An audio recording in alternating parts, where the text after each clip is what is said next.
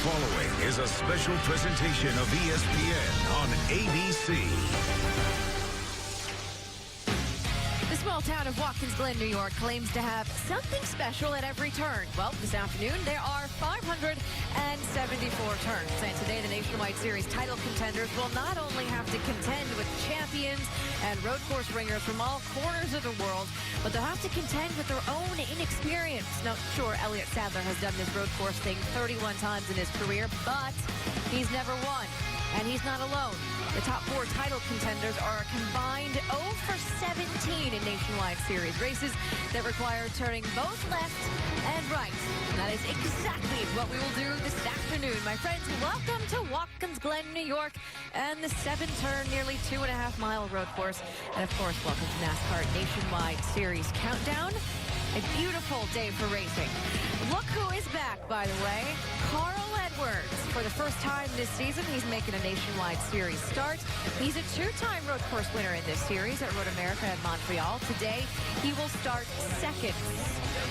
6 races here have been won from pole, including 2 straight. Translation, advantage Sam Hornish Jr. or Carl Edwards. 6 of the last 9 here have been won from the front row. And when we last saw Danica Patrick on a road course, she was a threat to win the race. But in Road America, Patrick started 10th. Today, she starts 23rd. To the fans in the stands who have so graciously painted their chests with her name, they don't seem to care.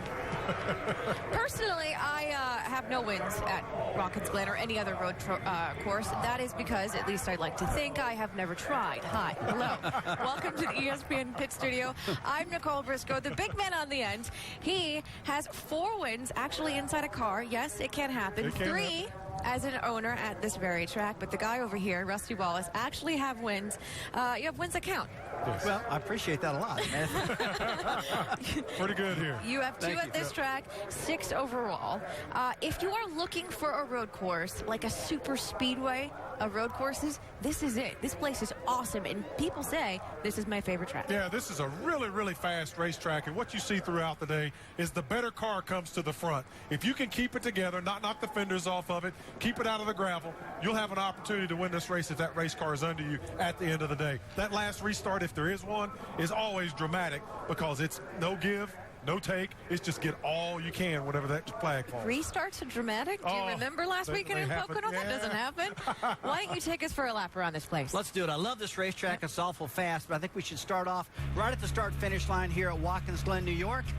As we leave the start-finish line, we get down to the turn 1, one of the best passing areas at all, right into turn 1. You see him getting down in there, you outbrake a car, but you can have problems down there, too. You can wheel hop, slide off the racetrack, so we can constantly see problems in this corner. See Carl Edwards getting off course, getting back on the track right there, but we'll see a lot of that today. But then you leave turn 1 and go towards S. Yes, you get down towards the S. It's another great opportunity, Rusty, to pass. You want to get to the inside on both sides of the S's. The car on the inside has the definite advantage. The one on the outside, just like you see here, you're out to lunch. If you're too wide getting through the S's, you lose a lot of time. You also lose a lot of track position. I'll tell you, the inner loop is a tough part. There's no doubt about that, getting through that part of the racetrack, Brad.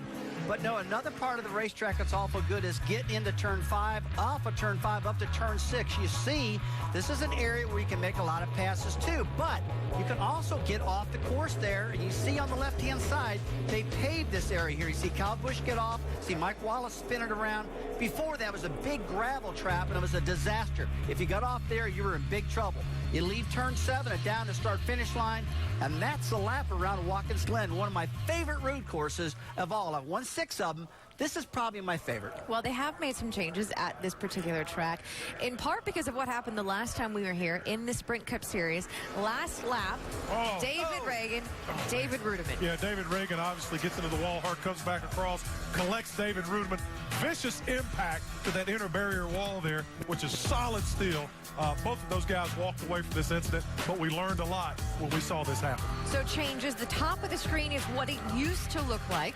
The bottom of the screen, obviously, marked marked with 2012 is what it looks like now. Yeah, really focus on the top of the screen and the bottom of the screen. You see on the very top, there's a lot of grass off the right-hand side, and the guys would get into turn one. A lot of them would lose it, get off on that pavement, and as they try to get back on Nicole, they would run through that grass, have a lot of crashes. So NASCAR came in on the bottom part of the screen there now, put that extra pavement in, open up that guardrail, move that guardrail on the bottom to the right, farther yet, gave the drivers a lot more room to make mistakes and not crash and not have a problem. So, Brad, my eyes, a really good move from NASCAR. Absolutely excellent move by NASCAR. We hit on the Nationwide Series title contenders a bit at the top of the show. Obviously, we talked about Sam Hornish Jr. He's fourth in points, 34 back. He is the pole sitter today. But our Nationwide Series title contenders, those four drivers, Sam Hornish Jr., Sadler, Stenhouse, and Dillon, they are combined 0-4-17 in Nationwide Series races on the road courses. They have combined for just two top five finishes. So obviously this is not their strength. So what is your mentality? What is your strategy? How do you play this race out if you were fighting for a championship? I will tell you one thing, Nicole. I mean, every time you come to a road course, it's another opportunity for you. If somebody tells you you can't get it done, I'm going to prove them wrong. I'm going to work at proving them wrong. And for Elliott Sadler, he's the guy that I'm looking at right now to really turn the ship around.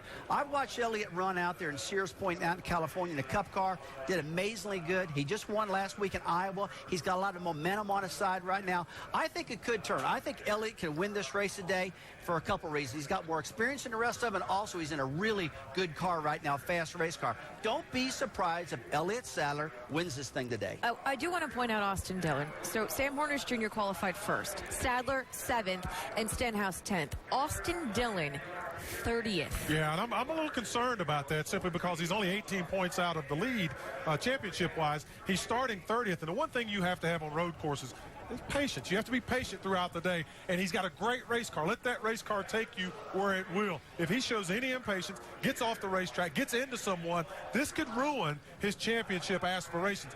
Very precarious position he's put himself in by qualifying back there. Because it's not just Watkins Glen this week. It's another road course next week when they're in Montreal. Tough spot to be. There's really only one thing he needs to do today to have a good result, guys. And believe it or not, as simple as this sounds, you just got to stay on the racetrack. You're right. I mean, if these guys try to overcharge turn one and get off, overcharge turn 6 and get off the track, it creates big problems. If the kid can simply stay on the racetrack and put a good run together, he is going to finish much better than another people might think about. because he's got a great car as well. You know that. For you race fans at home, check this out, NASCAR.com/RaceBuddy to watch coverage live from Watkins Glen. And when we come back, in the Sprint Cup Series, road course ringers don't really have an advantage. That doesn't seem to be the case in this series. And we will tell you why when we come back. Plus, we'll tell you who these guys like to make the win today. You might be surprised by at least Brad's pick. We'll explain coming up in just a few. Don't go away. Surprised by whatever I say. Keep us guessing. Back to the Finger Lakes region of upstate New York. Watkins Glen is on the southern tip of Seneca Lake. Now, it rained quite a bit yesterday up here, but the weather has cleared out, and you could not ask for a more perfect day at the racetrack. Brad, your favorite part of the show, coverage of Major League Baseball continues tomorrow and Monday on ESPN and ESPN2. Take it away. Here we go. Tomorrow on ESPN, it's an NL East showdown as my favorite team, the Braves, former Dale Murphy fan, and Chipper Jones heading City Field to face David Wright and the Mets at 8. Then Monday night on ESPN2, two of the best teams in the American League go head-to-head with Josh the Hammer Hamilton and the Rangers visit the Bronx to start Game 4 and have a 4-game series against Derek Jeter and the Yankees. All at 7 o'clock. Sports Center to be seen in Dallas and the New York markets. And now, Sunday night, baseball presented by Taco Bell. And now we have to go green because you took forever to do that.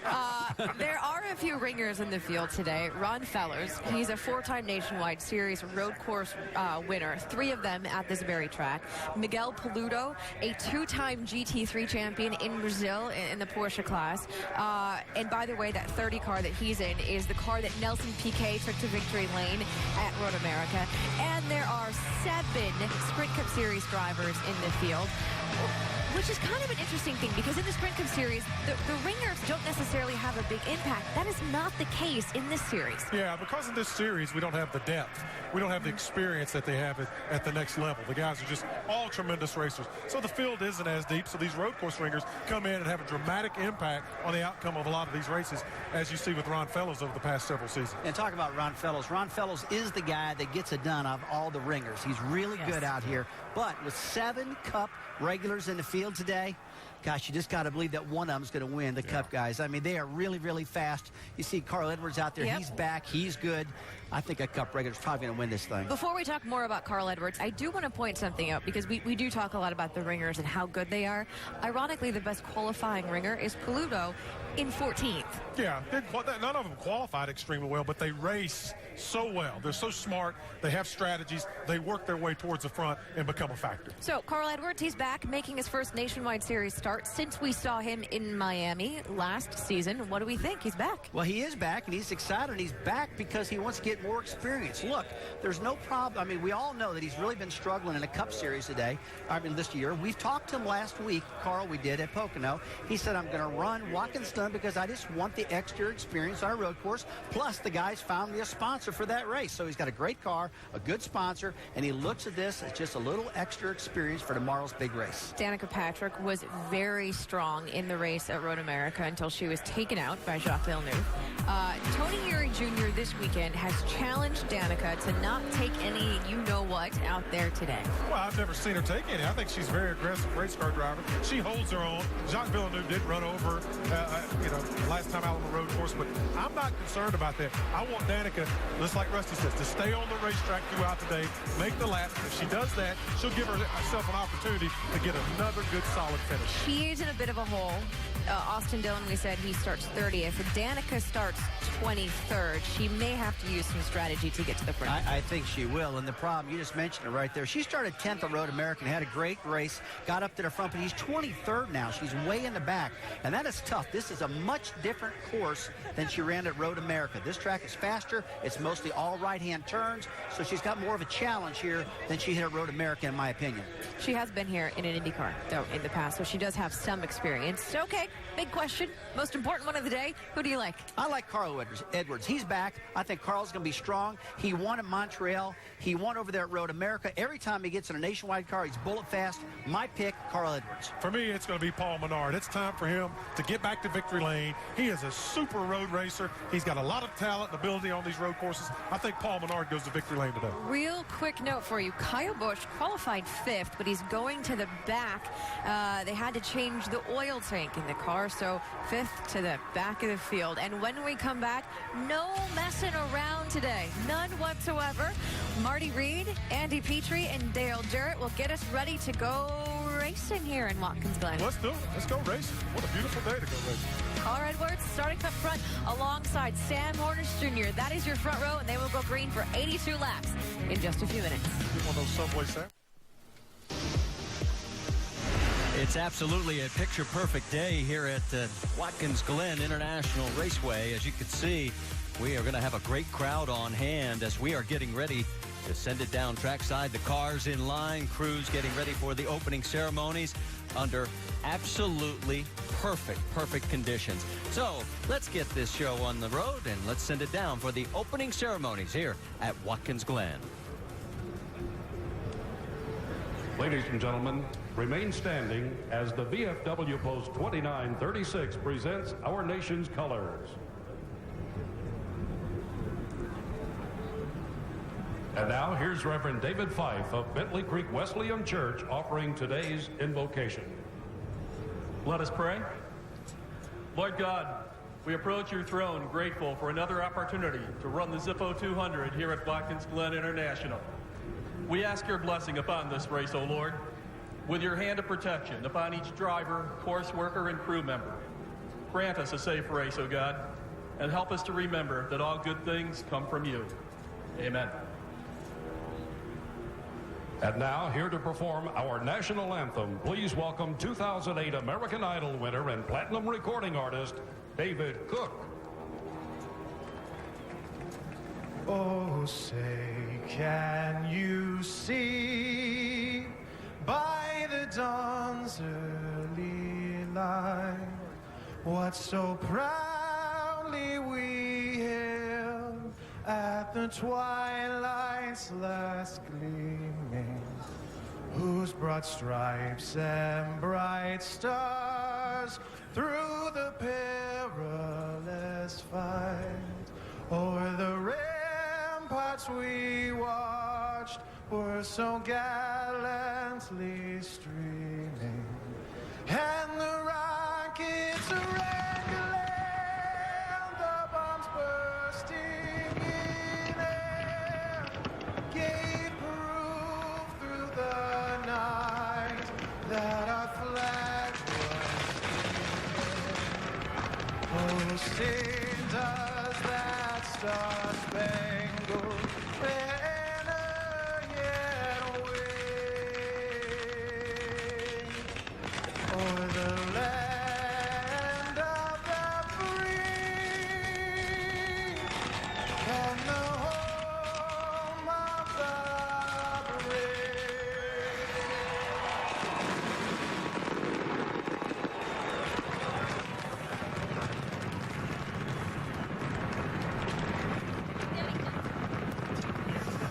Fireworks all around the 7 turns at Watkins Glen International as the drivers get ready to strap in, and as we come topside along with Andy Petrie, Dale Jarrett, Marty Reed, glad that you could join us. Yesterday we got very little practice. Most teams somewhere between 10 and 13 laps, and only half of those in dry conditions. And the lack of track time didn't show its disparity, because it didn't matter whether you had experience or inexperience. There were guys that were hurt. Yeah, and one I'm going to look at is Ron Fellows, who is an excellent road racer, past winner here. Didn't get much time in the race car, though, and I don't care how good you are. You need that rhythm and feel for what your race car needs. They may have to make some changes and take some time under a pit stop today to make some changes that Ron needs to get this car to the front. And one of the championship contenders, young Austin Dillon, he needed that track time. He lost all of that yesterday, like you said. He really needed it today. He's going to start deep in the field because he didn't get a good qualifying lap. One thing he's done good this year, though, he's kept his car out of trouble, and he's able to go forward during the race. If he could just stay on the track and not get his car torn up, he'll still come out here with a good finish, but he needs to really be careful. Well, Nicole and the crew pointed out that none of the 4 championship contenders have a win, but this is still one of those races that's very critical. We have 2 road courses back to back. Yeah, we really do. And so now it's turned into an opportunity for one, the one that's in 4, Sam Hornish, on the pole, is now looking, hey, this might be a chance for me to go to victory lane, gain a lot of points. Elliott Sadler on the other side of it, I think that he's looking at his contenders there and saying, okay, I just need a solid day. Let's stay on the track and get a top 10 finish and get out of here. Yeah, but there's a lot of heavy hitters they're going to have to outrun in this race if they're going to get to victory lane. I mean, you've got these guys like Edwards up front, Brad Keselowski, Kyle Busch. Those are some guys that are going to be really hard to beat here. You see Casey Kane, how many times he's won in this series. It's going to be a really tough road for those regulars to beat these guys. Yeah, the first and third all-time career winners in this field in Kyle Busch and Carl Edwards, and then you throw in Brad Joey and Casey Kane. That is a formidable challenge for everybody. On board with Carl Edwards, of course, he's going to be our in-race reporter, but let's get these guys ready to go, and we'll be back with the start of this race right after this. ESPN's coverage of the NASCAR Nationwide Series on ABC. Brought to you by Nationwide Insurance. Nationwide is on your side.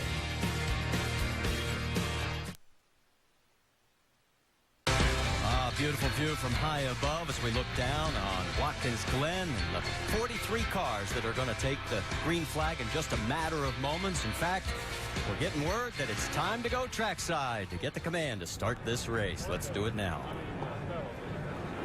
Race fans, it's time for those most famous words in motorsports. Here to give the command, please welcome our Grand Marshal, 2008 American Idol winner and platinum recording artist, David Cook. Drivers, start your engines!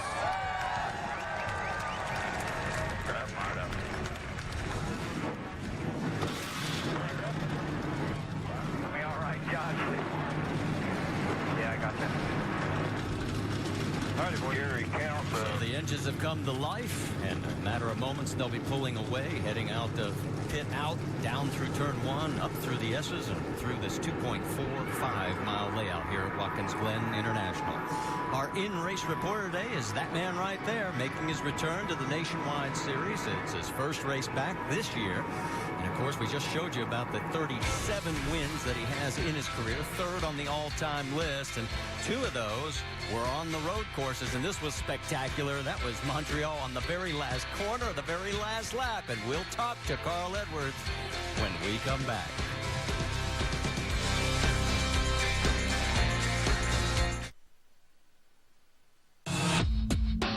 It's fitting that Watkins Glen is surrounded by nature because it's the home of NASCAR's natural selection.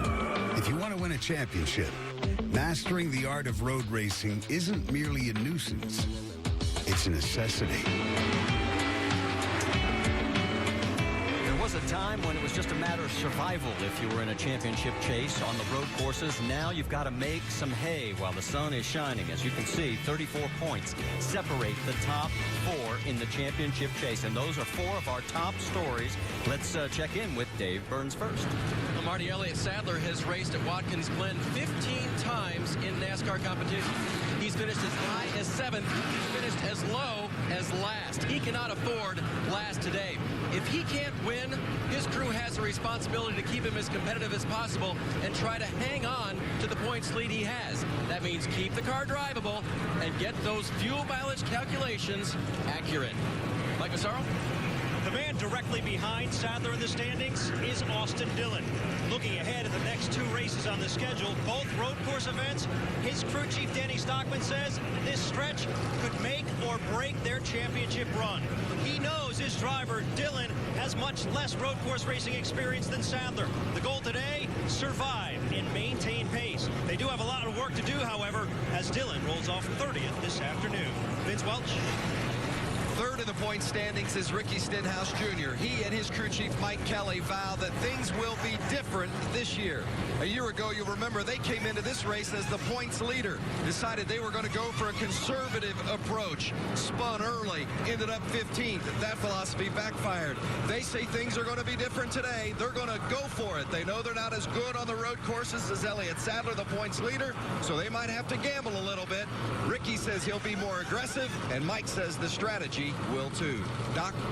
Well, sitting 4th in the points, our pole sitter today, Sam Hornish Jr. And the reason he's done so well, according to crew chief Chad Walter, is that Sam has learned the importance of patience and consistency. He said, well, consistency is simply this. We've had 8 consecutive top 10 finishes, including a 2nd and 3rd the last 2 weeks. As far as patience is concerned, he said, Sam has learned the difference between pacing, which means taking care of your transmission, brakes, and equipment, and racing, which is important today. So hopefully Sam knows when to do which this afternoon.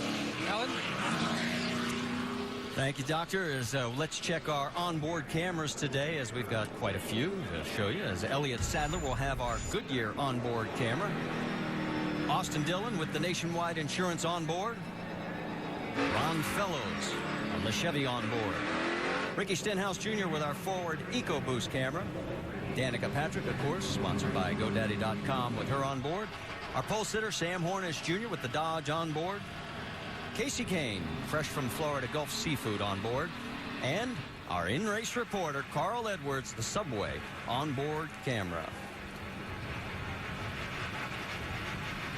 Taking a look at Carl's nationwide career on the road courses. We talked about the fact he has got a total of 2 wins, Montreal and Road America in 09 and 10 respectively. His average finished 12.9. He's our in-race reporter. Let's talk to him, DJ. Hey, Carl, Dale Jarrett, the ESPN. You with us? Maybe we get Randy on that or somebody else. Let's just, when you get that done. Hey, Carl, Dale Jarrett, you with us? Gotcha, Dale. Hey, Carl, welcome back to the Nationwide Series, and thanks for talking with us today. Hey, I know right now you've only got 1 car that you have to pass, but with these Nationwide cars and the lack of horsepower there, where do you look as your best opportunities to make passes today? That's a good question. I don't know exactly where the best opportunities will be, but there are a lot of fast race cars. And the thing that's tough today is that no one really has any practice. Those qualifying laps are really the only practice we got on a dry track. But first thing, I got to say happy birthday to my brother. It's my brother's birthday. He's a great brother, and I love him. And I got to thank Subway and everybody for being a part of this. Ford, Subway, they put this together so I could go out and have some fun, go race this racetrack that I like, and hopefully learn something for tomorrow for our Fast and All Fusion. So hope we have a good run for everybody. Well, Carl, as you know that we like to get questions for you from the fans, and our mailbag question comes from Tracy in Tumwater, Washington. She says, how will running the race today help you in the Cup race tomorrow? Well, it can help a lot if I go out here and follow some of these guys, learn some things, and find some lines on the racetrack. It's not going to help me if I make any of them too mad and they're running tomorrow. That's not a good thing. But the trick is, I think, just to really pay attention, see how the tires change, how the track changes. But most of all, it's fun, and it's a good way to get your driver up to speed. Okay, Carl, you have a great day out there. Now, Andy's going to talk to your crew chief, Scott Graves. All right, tell him I said hi. Hey, Scott, Andy Petrie in the booth. You got us? Yeah, I got you. Hey, Scott. Hey, Carl said hello, by the way. But, hey, you're getting your big chance now as a crew chief with a great driver. Tell me how it's different in this position than, say, some of the other positions that you've held on a race team. Most everything I've done has been as an engineer, so it's different. I mean, obviously the pressure's a little higher when you're an engineer. You're giving recommendations and direction, but as the crew chief, the ultimate call is yours. So the pressure is definitely a little bit higher in this spot. Yeah, it is a little bit different. And one question I have for you is about the limited practice you had and those few qualifying laps. Do you have any idea about what you need to do to your car as far as adjustments today? We built some adjustability into it, not knowing for sure what we'd have. We took a car with a setup similar to what we had last year, so we felt like we had a really good baseline. But we left a little bit of adjustability into it, and we'll see how it goes in the race, and we'll work on it from there. Okay, let's hope you guessed right, Scott. Then congratulations on your new position here. Good luck. All right, thanks a lot. Our over-the-wall reporter today is Chuck Efaw. He is the rear tire changer on the number 38 for Casey Kane. Chuck, want to point out to everybody at home, we're actually pitting on the opposite side than normal. Some teams make changes with the front and rear tire changers. Tell us a little bit about all that. Yeah, a lot of teams, they try to let people stay the same flow that they normally would through movements around the car for these races, but we just try to keep it simple, and I change tires on the rear normally, so I'll stay on the rear today. And the biggest thing is just do the fundamentals right, and the rest of the stop will take care of itself. The biggest thing, we can hurt the car on pit road more than we can really help it. Let the driver do his thing out there on pit road, and hopefully we got this Lake Norman tool repair pit gun tuned up and ready to go today. We'll let you do your thing on pit road. You guys be safe down there today. Thank you very much. All right, we're going to step aside for a quick break, but when we come back, it'll be time to go green here at Watkins Glen International. Jump right in. Let the music. Working the final pace lap before we go green here at Watkins Glen International. We always like to check in on one of the radios before the start. How about pole sitter Sam Hornish Jr.? Good job so far this weekend, boys. I really appreciate it. Car's been good so far. Let's have a good, smooth day in the pits and take care of business like we did last week. Got to be smart. Still points racing.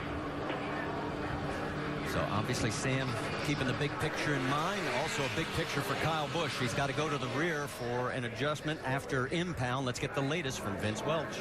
It's been a tough weekend for Kyle Busch. Had a motor change Friday after practice. Today after qualifying, they had some problems with their oil pan. Just wasn't picking up the oil the way it should.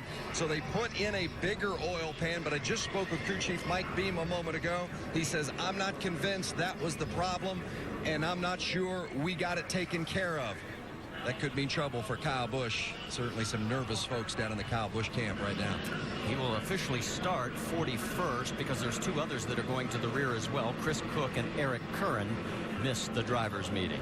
This broadcast is available in Spanish by activating your SAP button. Presented by ESPN Deportes. Glad to have you all along as well. So they're coming up on turn number 6. That means only 2 more turns before we go to green flag racing. And again, all of us are wondering exactly what's going to unfold here because a lot of answers to questions have to be made. Well, we know some drivers we're going to see up front, Andy, but strategy could play into this too. Yeah, I mean, this is always, strategy is such a big part of this style of racing. track being so long and it takes so long to get around it, a minute and 20 seconds basically, and there's just a lot of strategy that you can play to that. Do not lose a lap by pitting under green, even if you're pretty far back. So as they make their way down towards the final corner, Sam Hornish Jr. and Carl Edwards will be in the front row. Come down the front straightaway, pace car pulls off, and the NASCAR Nationwide Series event, the Zippo 200 from Watkins Glen, New York, is green.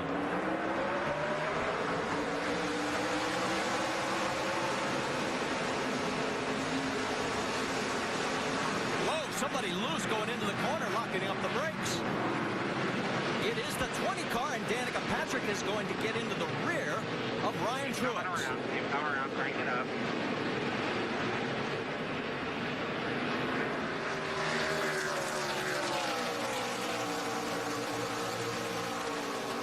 Sorting it out down the backstretch, Sam Hornish Jr. has the lead, followed by Carl Edwards. Trying to see how much damage Danica may have on the front end of her car from that contact, but Hornish gets a good start. I think she's got a lot of damage right there. She's going to have to get to the pit road. Clear, clear. It's like water coming up on the windshield. They were shooting for a top 10 finish today, and that looks to be in serious jeopardy right now. Boy, Sam Hornish Jr. picking up right where he left off in qualifying. This is an area we'll see some passing, out-braking trying to be made as you get down into turn 6. Fast left-hander. That was Miguel Paludo in the 30, taking a look on the inside. There is Ricky Stenhouse Jr. with Cole Witt in the 88, and Paludo right behind him. Yeah, that 30-car team is the one that Nelson Piquet won with at Road America. Coming down into turn 1, another high-braking area downhill. You have to be careful, but an opportunity to make a pass also. Everybody pretty much staying in line right now. You had a little glimpse there of the 19. That's Alex Popoff. He is a road course veteran in the Grand Am Series. As they come down the back, just heading for the inner loop. Danica has made it back to pit road. Doc. And the issue, Marty, was the fact that the hood was bent up so far she could not see across the top of the hood. Basically couldn't see the turns, having to drive out the side window, which is awfully tough on a road course. They pounded the hood down. They got to place bare bond on the side of the hood to try to get it to stay down and tape it down. No other significant damage other than the hood and the right front part of the nose. No, I don't see any water leaking out of the bottom, guys. Well, we can see it coming up on the camera lens. It could have just been the ductwork is all deformed inside there that's making it run hot. All right, go ahead. And it's coming out the overflow. We'll find out. They fixed a lot of that, though. You see how that grill opening is definitely rearranged. And she is going to go a lap down here as she's just coming back out on the track, and here they come. Maybe she can stay on that lead lap. She's going to have to hustle, though. Yeah, she's going to need a caution really quickly, probably, because that car's not going to drive very well. It's just very unfortunate for her. All right, let's go back to the start and show you exactly what happened with the 20 car of Ryan Truex.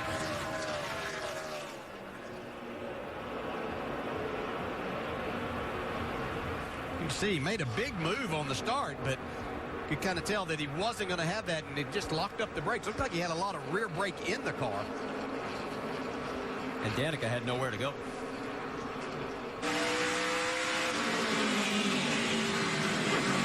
Two outside there, two outside. Slow down, one in the grass. Slow down, go low. Keep coming there, keep coming. So as we pick up the action right now, it is still Sam Hornish Jr. in the lead. As there is Danica Patrick trying to stay on the lead lap, and they are catching her. Sam about 3 car lengths ahead of the 60 of Carl Edwards.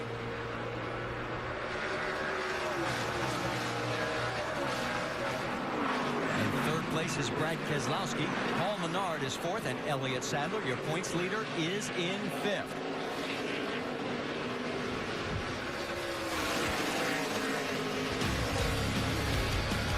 There's your race leader, Sam Hornish Jr. Your top 5 were working lap 4 of 82 here at the Glen. Well, let's take you back to Road America. Danica Patrick, remember late in the race there, Jacques Villeneuve takes her out. She was running 5th at the time.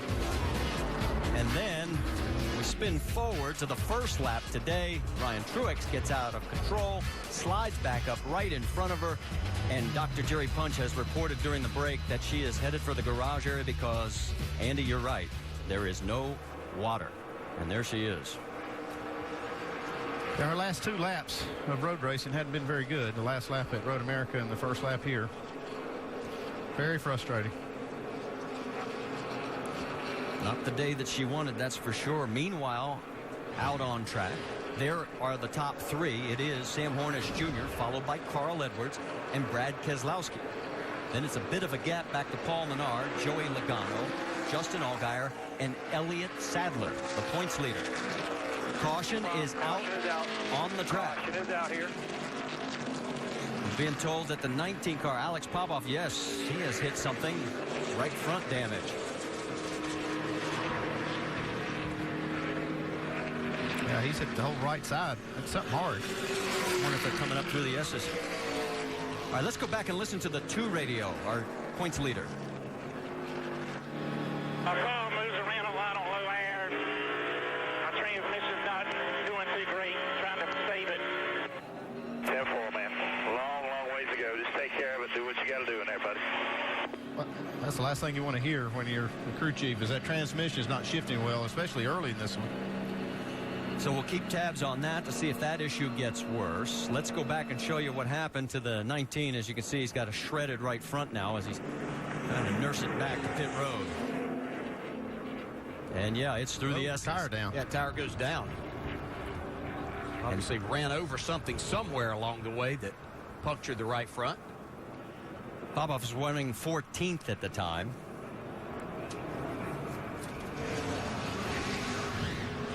Okay, so let's see. We've completed just 6 of the 82 laps. If you're the crew chief, you want to bring anybody in? Well, it's just a little bit early for that, but you never know. Some of these guys have strategies that we can't hardly calculate up here. Some of them can go a lot farther than you think on fuel. If we were to split it up from here, be about, what, 37, 38 laps to go. Yeah. In each one of these segments, and that'd be just about too far for anybody to do that. I would have thought maybe with Kyle Busch starting back in 41st that this might be an opportunity, but he's already moved to 16th, so yeah, he'd have to give up a lot of track position to pit now if everybody stayed out. That's passing a lot of cars on the road course in this short amount of time. And let's point out several cars are behind the wall. Josh Wise, Jeff Green, Matt DiBenedetto, Stephen Light, and Danica Patrick all behind the wall right now. And there you can see. I've actually heard of a couple teams that could possibly go 38 laps. That would split it up right here, so they'd have to do it in 2 different runs.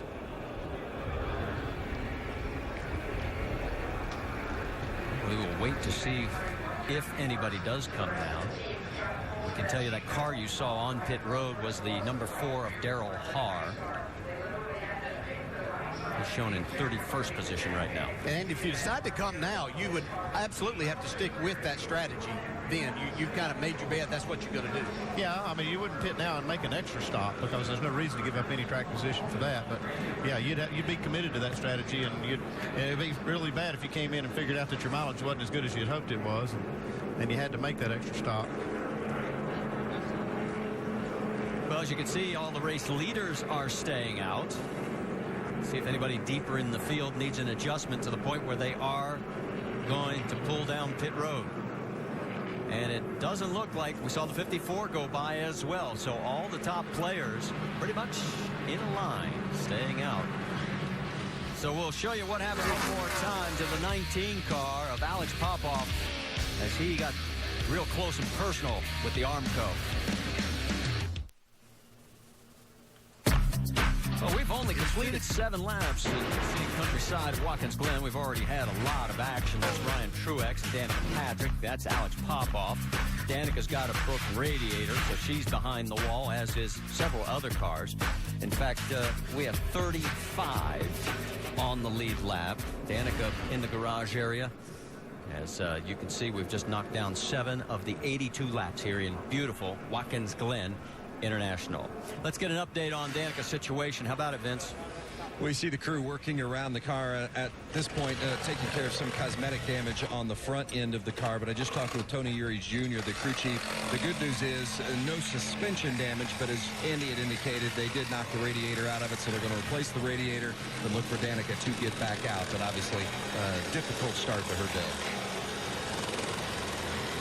All right, Vince, thank you very much. Boy, it's not been the kind of season that I think Danica was projecting, especially after what she did last year. And 2 DNF'd in 12 starts last season. You can see after 20 starts, California, Iowa, Dover, Daytona, Indianapolis. And as you heard Vince say, they will get back out here, but hopes of a top 10 finish today are gone. Stay with us. We're coming back.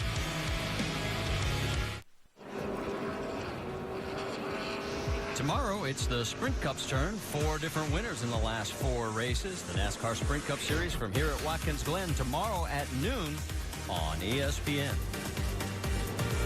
Still under our first caution here. We can tell you Chris Cook is going to get the free pass, get back on the lead lap. That'll give us 35 cars on the lead lap.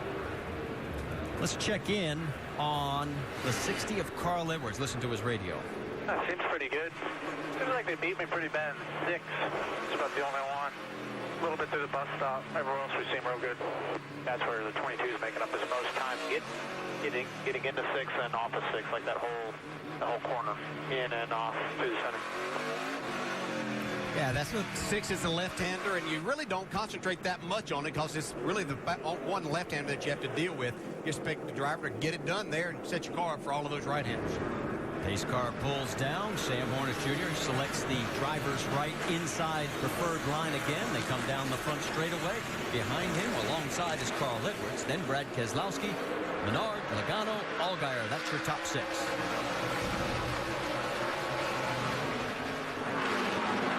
Whoa, Elliott got a little loose under braking.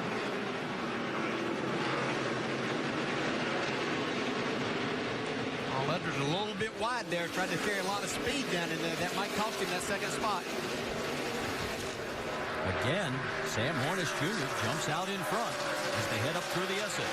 Keselowski did a great job on that restart to not leave a gap behind Hornish for Carl Edwards to slide into. So it kind of put Carl out of position in turn 1 and gave him the preferred line getting into turn 2. I'm talking about Keselowski.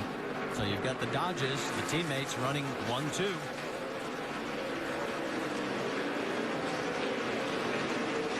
You see Casey Kane in the 38. First chance we've had to look at him today. He's running in the 8th position.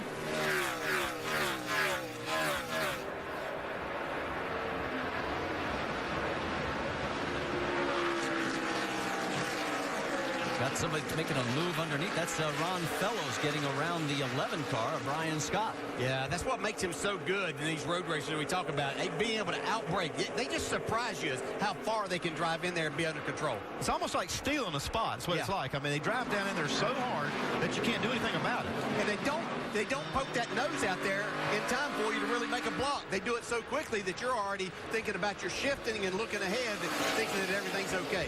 Oh, Keselowski sliding through. Wow. He was out of control through that corner.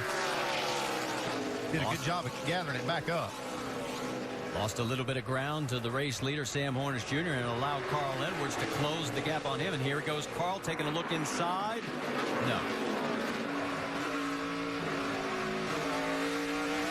Yeah, that's what happens whenever you do that. Then you lose that spot because you don't have the angle that you need to make that first right-hander to get set up to turn the car back to the left. But it's something that Carl's just trying out. You know, can I get that spot, get outside of that driver's mirror and make him think that I'm there? Well, the only thing that got him in that position was Keselowski trying a little more aggressively to get up the hill to get the position on Sam Hornish, maybe get the lead. I think Keselowski may have learned something from that.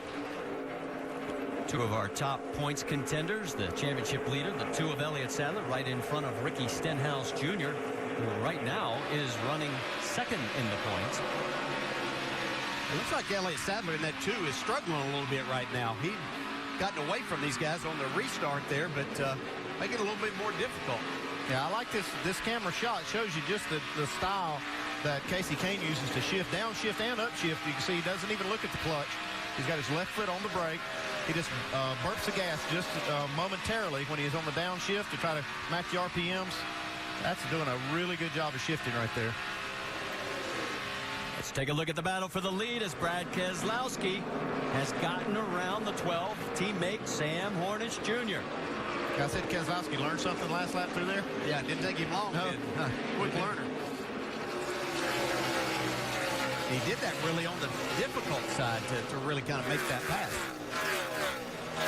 Let's see if he can open it up now as they head down towards turn number 6.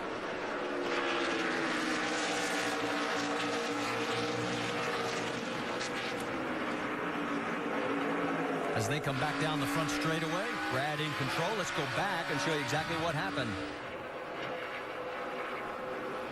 And this really isn't the actual preferred spot, but you can see once you get there and get that spot, Sam Hornish wasn't going to contest especially his teammate in that position, but makes it difficult for you to go in and carry your speed in there, and that was just textbook. Yeah, when we see that late in the race, you see that, let's say on the last lap, you're not going to see that much give and take in that section. Because you can send that guy, if he's going to try to pass you on that right-hand side, you can make it very difficult for him and sending him over that curbing that's there and probably out through an area that used to be some gravel right here, but it's paved now, but you'd use up a lot more racetrack.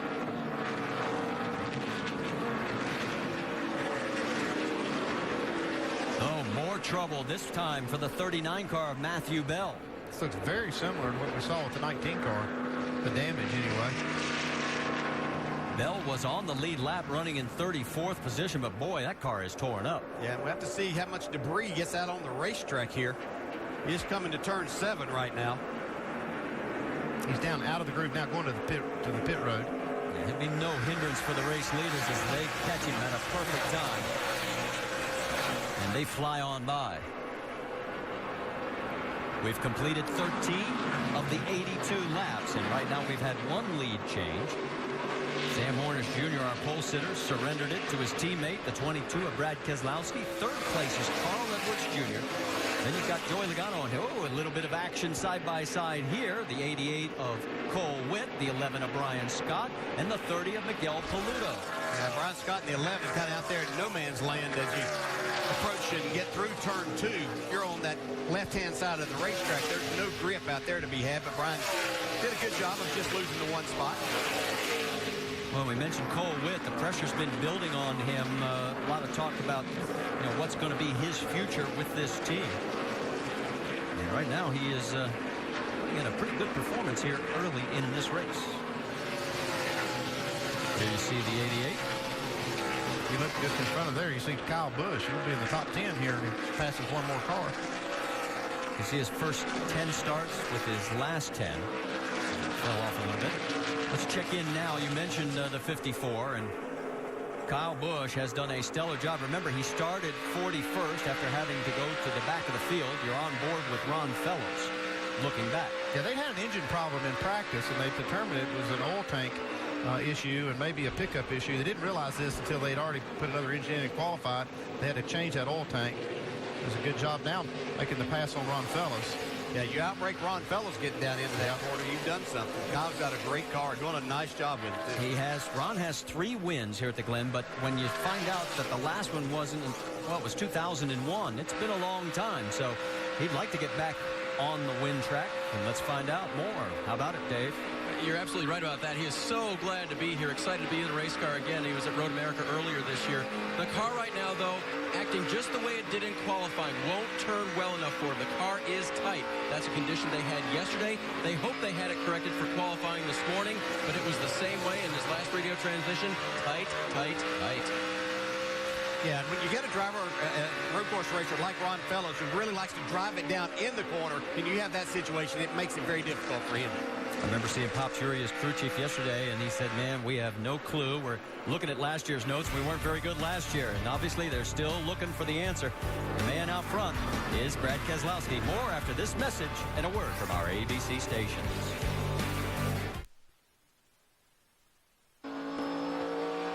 Betrayed by the very nation they swore to protect, the crew of America's most powerful nuclear submarine has been targeted for destruction.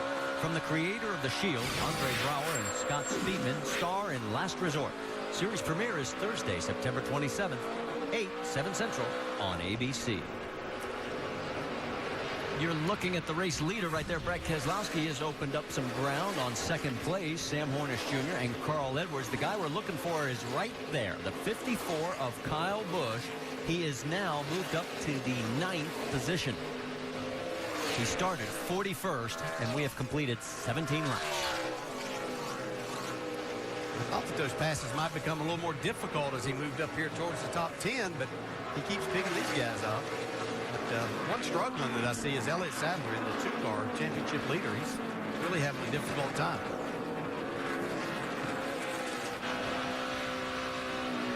They will not go at all on flat tires. We're missing the air pressure bad. Down on pit lane, they are definitely taking that into account as they go over the tires. They'll be adding air pressure for the next round. So far, the balance is halfway decent for Elliott, but it's just that low air pressure is on his car. It's not been acting kindly for him. See the crew member checking everything on the right side while Elliott tries to hold off Ron Fellows on the left. Yeah, and what happens as a driver, you got that lower air pressure. It makes it difficult on these restarts. You want to throw the car around, but it feels like it just rolls over, and it basically makes it difficult for you to hustle the car through the corners. Well, he has dropped from 7th to 10th in the last 2 laps. 31's on pit road. How about it, Mike? And Justin Allgaier has been saying the car's been tight, especially coming up the hill. They've told him to adjust his arc into the corner, and also they're going to make an air pressure adjustment and a 4-tire change here to the 31, trying to loosen him up just a little bit, guys. So, and it looks like he stalled the car. Push it, push it, push it, push it. Lost a little more time there. Stop. Now, you saw the 70 spin. Tony Raines turned it around, but did not seem to hit anything. Was able to keep going. Turn 5 area. There's a lot of runoff there. Carry a lot of speed out of there, but lost a little traction. He was running 28th at the time of the spin. Look at the opening now that Brad Keselowski has opened over second place Sam Hornish Jr. The gap is now 1.5 seconds. And Andy, before the break, you were looking at it, and during the break, you said, man, it looks like not even working. Yeah, it looked like when he got the lead, he just kind of soft pedaled a little bit and didn't push things. But we're starting to see some of the cars make these pit stops now, Dave. One of the most precious resources going in, the Sunoco fuel, to get him to the next pit window. He'll put on 4 tires as well. They've already made a chassis adjustment. Joey basically said he can't be any looser in, but he needs to be a little bit looser off of each corner. All right, so Joey makes his pit stop at lap number 20. As you can see, second and third is getting a lot tighter between the 12, Sam Hornish Jr., and the 60 of Carl Edwards. Carl took a look heading down into the inner loop. Here's how this strategy is working right now, though. Those 2 cars that pitted, the 18 and 31, if the caution were to fly right now, they would stay out and inherit the lead. Most of these cars would pit under this caution if it were to come now. So the thing is, you want to make sure you can get on pit road and off of it and not get caught by the caution flag. There's Brad Keselowski on pit road. Well, the fewest cautions we've ever had in a nationwide race here has been 2, the most 8. That is still the battle for second place. And let's check in with the 22 pit stop. Mike? As you might imagine, Marty, Keselowski very happy with his race car, saying it's only a little bit loose in the right-handers. Otherwise, no complaints. A 4-tire change in Sunoco race fuel on the 22. They drop the jack, and he's away. 15.4 seconds on the pit stop, and he's back out. Let me tell you, several other cars are on pit road right now. The 43 of Michael Annett, the 99 of Victor Gonzalez Jr., the 3 of Austin Dillon. Mike? Victor Gonzalez complaining that the car has been pushing extremely tight, so much to the point that Scott Zipadelli isn't sure that there's something wrong on the race car. They don't make any adjustments here, just air pressure adjustment, but Victor Gonzalez not happy yet. Something he didn't experience yesterday was traffic in practice. That's different today. Meanwhile, Austin Dillon was on pit road. He took 4 tires, made an air pressure adjustment for a very loose race car. All right, thanks, Mike. And there you see the battle for the race lead right now, as it has been handed over to the 12 of Sam Hornish Jr. for the second time today, and Carl Edwards Whoa, gets way out over the curbs. Yeah, and I think what we're hearing, a lot of these drivers complaining about their cars and making adjustments and didn't experience that yesterday. Well, it's just so totally different. And this is the first opportunity to make any kind of changes that they need. How about Paul Menard there, Doc? Bit of an issue with Paul Menard. He said the handling-wise, the car's a little bit tight on the right-handers and want to free him up. But right now, he's got an issue. He's got no voltage. They've changed to a backup ignition. Now they say that we're going to change the battery. Now, just now called off the battery change. So let's go ahead and go as far as we can. The car's still running, but he has no tachometer and no voltage whatsoever. Left side tires going on. They're going to top it off. Got to get it full of Sunoco fuel. Miles track bar adjustment, and he's away. 16.7 on the clock. The fact he says he has no voltage at all tells me it could be just a gauge issue, because obviously the car wouldn't run it if it didn't have any volts. So he may be okay. It's just he's just not able to monitor that. Carl Edwards is on pit road. Yep, you saw Carl make the turn down pit road, so he's going to make his stop. And let's send it to Vince. They've been keeping an eye on the water temperature, so they're going to pull a little tape off the grill. Carl says the car, from a handling perspective, isn't too bad. It's a little tight at 2 in the carousel, so they're going to make an air pressure adjustment with this 4-tire change. The 54 of Kyle Busch is in as well. Kyle says it needs more grip, but it's not too bad. So they're going to make an air pressure adjustment. 4 tires, Sunoco fuel for the 54. Dave Burns? Casey Kane is on pit road, but also Elliott Sadler in the 2 car. Been complaining about low air pressures. He'll definitely get them raised in all 4 tires. He'll get a chassis adjustment as well. He said, I need lateral rear grip in both directions. Almost stalls it. The fuel is in. The Sunoco fuel goes in for the next run, guys. And you see those 3 cars coming back out with Kyle Busch leading the way. As these green flag pit stops continue, as we're working lap number 23 of 82 here at Watkins Glen. If you're wondering why it looks so slow going down pit road speed is 45 miles an hour. Sam Hornish Jr. is your race leader, and now Sam is going to make his first pit stop. He's got to go all the way down. He's following Dexter Stacy there in the 23.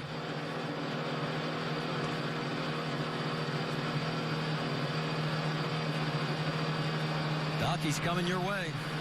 40 miles an hour, as you said, Marty, long way down here. He said he's got a little bit of a vibration under braking. He said the car is free on all the right-handers, especially getting into turn 1. He told him to back up the corner, be careful with his braking points. Very careful taking left side tires. Dave Burns. Rod Fellows' car is not any looser, so they're going to make a chassis adjustment and an air pressure adjustment in the car. The wedge wrench going in now for, it is going to be wedge, actually, on the right rear of the race car. Full of Sunoco fuel for Fellows. Doc. Cole Witt had to slam the brakes on to keep from running into the side of the 23 car. A near collision on pit road here with Dexter Stacy. Boy, and this is taking an eternity. Yeah, that was just a mistake turned into a disaster now.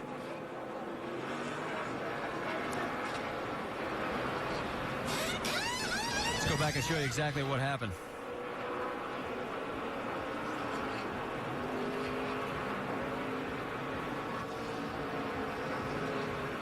Kind of a standoff there as to who was going to let whom go, but just very unfortunate. Cole Witt was doing a terrific job on the racetrack. He was 12th before this pit cycle began. Let's get an update, Doc. What's going on down there? Well, he jammed the brakes on. He had no starter. The car would not fire. They just had all kinds of issues. Remember, this is Cole Witt's first time in a nationwide car here at Watkins Glen. They were very impressive. No more laps than he's got. But getting on the brakes and avoiding that collision on pit road shows that he had a veteran move here the first time he made a pit stop this place. Well, this is only his second road course race. He finished 9th back at Road America in his only other start in the Nationwide Series. So a tough break on pit road has really pushed him deep into this field. There is your leaderboard right now. That's right. The 87, Alex Kennedy, has not made a stop yet. He's out in front.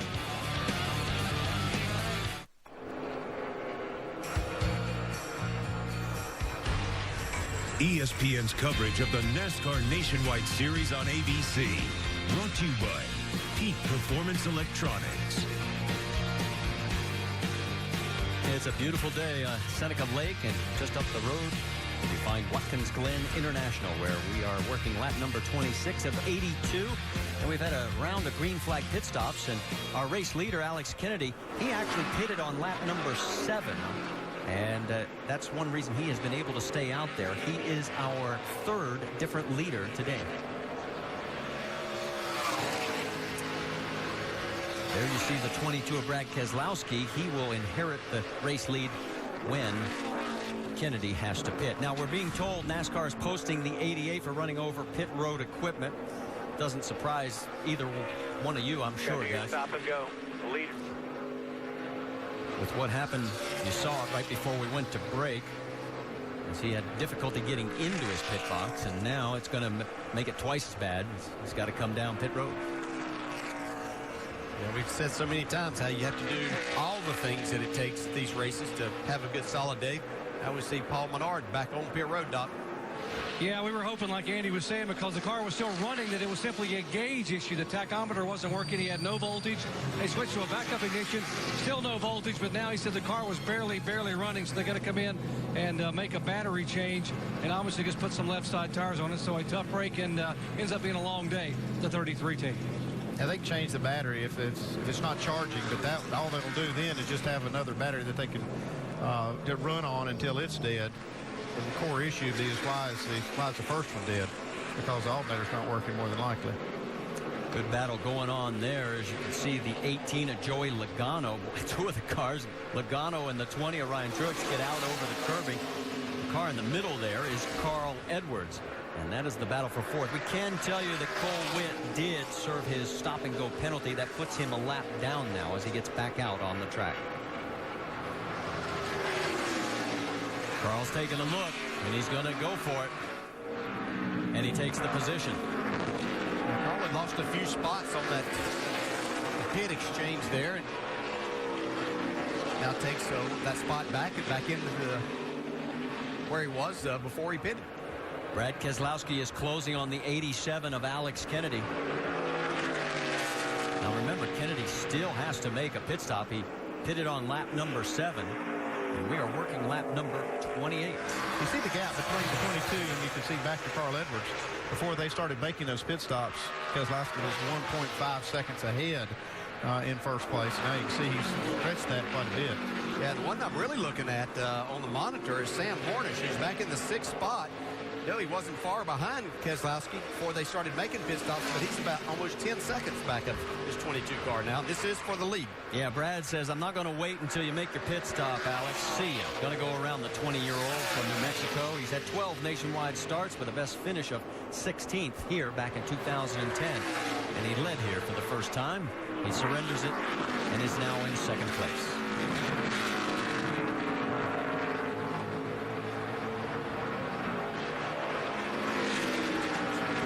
Deeper in the field and check in on some of these other cars. One of the guys we thought that was going to be a contender was the driver of that number 5 car, Ron Fellows, but he is running still outside the top 10. Dave? Yeah, Marty, the report is the same.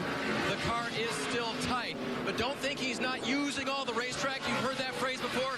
See the color on here? That's not from another car. That's from the Armco barrier, and he has been up right near the wall. That's as close as you can get without damaging your race car. That's too close in my opinion. Quite honestly, I don't want to be that close to that Armco. Thanks for the update, Dave, as it has been a struggle here in the early go for the driver of the number 5. Yeah, certainly the lack of practice has hurt this race team yesterday. They just didn't get the time to make adjustments to get the car to suit Ron. And, you know, no cautions. There's not much you can do as far as making changes here during the race. Well, we just got word that Danica Patrick's not going to be coming back out on the track. Vince? Yeah, initially that was the plan, to get back out. Danica, we saw the incident, obviously, and the radiator was being replaced. Ultimately, what kept you from getting back out? I think that just like one thing leads to the next in these situations. The radiator was leaking. I noticed on my lap out there that it took a long time to get to 4th gear on the back straight. So I don't know, it might have been losing power at that point in time. But when they finally got the radiator changed, they did really quickly. Went to fire it, and there's water coming out of the tailpipe. So just wouldn't turn over, and water's not supposed supposed to come out of those tailpipes. So, dang, I just feel so bad. You know, I just wish it would have gone differently, but that's sort of that's the sport. There's a lot of stuff that's out of your control, and there's a lot of stuff you look back at that you wish you could have, would have, should have done differently, but that's racing, as they say. Thanks, Danica. Marty? The frustrating part for her, guys, is last week at Iowa, she really reeled it back because they felt that she had been getting too aggressive, trying to do too much. And here we go. This is her 6th DNF of the year through no fault of her own. Yeah, I mean, she's just a victim in that exchange on that start. But what happens is if you don't catch that water temperature going up and suspect that radiator may have a hole in it, you don't see an indication for a while. That water temperature actually won't even register that the motor's hot. But without having the water in there, it just warps up the cylinder heads and the mating surfaces there, head gaskets, and so when they fill it back up with water, it all starts running into the cylinder, and then it comes out the tailpipe. You're looking at the race leader, Brad Keselowski. Alex Kennedy is second, but he still has to make another pit stop. He's 1.6 seconds back. And there's Carl Edwards running in third. He is 5 seconds behind the race leader as we're working lap number 31 of 82 at the Glen.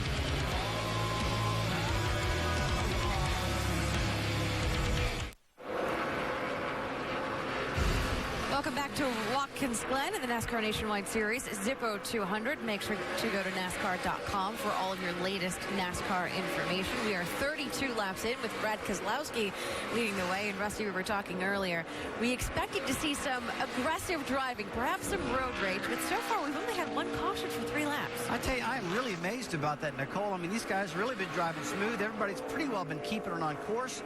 The races get a little bit spread out right now, but we all know on a road course at the end of the race, that's when everything heats up. That's when these drivers really get up in the wheels, start making mistakes, the brakes start going away, and people start having problems. Perhaps something to keep in mind if you are expecting road rage. In this race last year, there were only 2 cautions. Yeah, that's exactly right. But like Rusty said, the race is getting kind of spread out, and guys are hitting their marks every lap.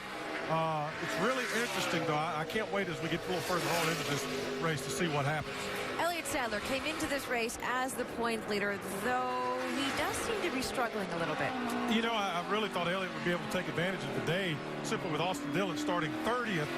They started today, he had an 18-point lead. Now he's only gained 1 point. I thought Elliott would be a little bit more dominant earlier. Hopefully that race car comes to him as the day goes on. Brad, he was really complaining about low tire pressures. They made some adjustments, and I noticed this last time by, his speed was really good. I mean, he was up there in the top 5 when it comes to speeds. So late in this race, Elliott might become more of a factor than he is earlier. He's made those adjustments, like I mentioned, to the air pressure settings that he was complaining about so much. And it looks like it's getting better for him. If you'd like to join our pit studio conversation, join us on Twitter at NASCAR ESPN and make sure to use the hashtag Pit Studio. Now let's get up to speed with Nationwide Insurance on our championship contenders. Doc? Thank you, Nicole. In today's pole sitter was Sam Hornish, who sits 4th in the point standings, but right now 5th on the racetrack. Hornish has led 15 laps so far. When he made his pit stop, the only problem he had was a little vibration on braking, a little bit free on right-hand turn. Sam was told if you're patient, you will get good finishes. He's practicing patience right now. They burn. The 6-car of Ricky Stenhouse on the first pit stop, they gave him no changes. He had called it good. He was very happy with it. Interestingly, when talking to Ricky before the race ever started this weekend, he said, I think Elliott is going to be better than us, but he's not going to gain big points on us. Well, so far today, the 6-car has been better than the 2. And speaking of the 2, Elliott Sadler, championship leader coming into today's event. We played his struggles on the radio earlier. Most recently, he's been asking for lap times from his crew. Give me lap times. I'm trying to get better. And with the air pressure adjustment, and Rusty noted it, he has been getting better this run. The times are improved, and Elliott may have a chance of catching that 6-car. Mike? The 3-team very realistic coming into this weekend, Dave. They know that the guy they're chasing the championship standings is much more experienced on road courses. So their theme, survival. Don't do anything that could hurt the race car. Be smooth and stay on the racetrack. So far, that has been the mission for Austin Dillon. He started 30th, but has moved his way all the way up into the top 15. They made an air pressure adjustment on the last stop. That's corrected the car. It was a little bit loose. It's not so bad now. And the last word from his his spotter to Austin was, you're killing them on the straightaways. A very fast car for Austin Dillon right now as he makes his way back toward the top 10. Guys? And we mentioned at the beginning of the broadcast the points differential between first and fourth was 34 coming into the race. Take a look at it right now as they run. It would be cut to 25 between the top four. Still a lot of racing to go. We've yet to reach the halfway mark. Should also point out as you continue to watch the action that Alex Kennedy has made a pit stop now, so he has surrendered his spot on the track. It's now Keselowski, Edwards, Logano, Hornish Jr., and Kyle Busch is up from 41st to 5th. Yeah, it would really be interesting if we had a caution at some point in time to close this field up and give Kyle Busch a chance. He's 14 seconds behind now, but I think he's got a fast enough car that he may could get up there and see what he can do with Brad. We've got Carl Edwards on the screen. I talked to him yesterday, and he said, hey, I'm going to try and set this car up as much as possible to match my Cup car. Can you really do that between these two? Well, there's a lot of things that you can do. I'd say the biggest difference that you have, we talked about it, is that front end with everything that they have there with these cars kind of sitting on the springs versus what the Cup cars do, Andy. Yeah, but it's even though you can set them up similar and make them try to have the same characteristics, there's hardly any way you can simulate that extra 200 horsepower, yeah, exactly. 200 plus horsepower that the Cup cars have over these Nationwide cars. Vince, you've got more on that 60? Well, working with the crew chief, Scott Graves, for the first time, although he used to be the engineer on Carl's Nationwide car a year ago, but first time for Graves as the crew chief, doing a pretty good job when his driver says, I'm really happy with my race car. They had a little concern earlier with the water temperature, but that was some debris on the grill. They got the yellow just in the right of time, pulled a piece of tape off as well. All good in the 60 camp right now. Scott Graves, the 9th different crew chief Carl has worked with in his Nationwide career. He's won with 6 of the other 8. Everything's sort of calmed down right now. You can see Brad Keselowski, Carl Edwards, Joey Logano, Sam Hornish Jr., Kyle Busch. That's your top 5. We'll be back with more from Watkins Glen after this message and a word from our ABC station.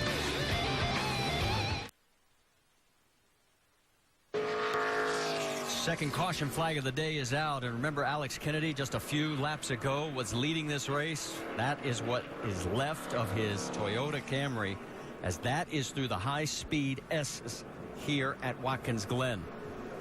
They were battling for 14th, and the 3-car was in this mix as well, and Austin Dillon actually spun and brought the car to a stop, but we were checking to see if there was any damage and didn't see any, guys. We did see a thumbs up from Alex Kennedy as the emergency workers approached his car, which that's a good sign.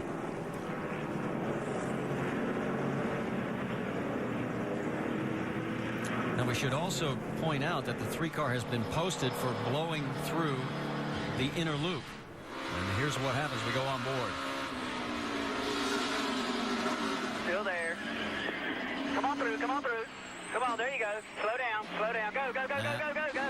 Go, go, go, go. Yep. Outside, outside, outside. Can't slow down. Now here is the very next lap. Ooh. Oh, my. Alex Kennedy pounded that guardrail. Pounded both of them. And Austin had to spin the car out to keep from hitting him. Let's go on board with Austin.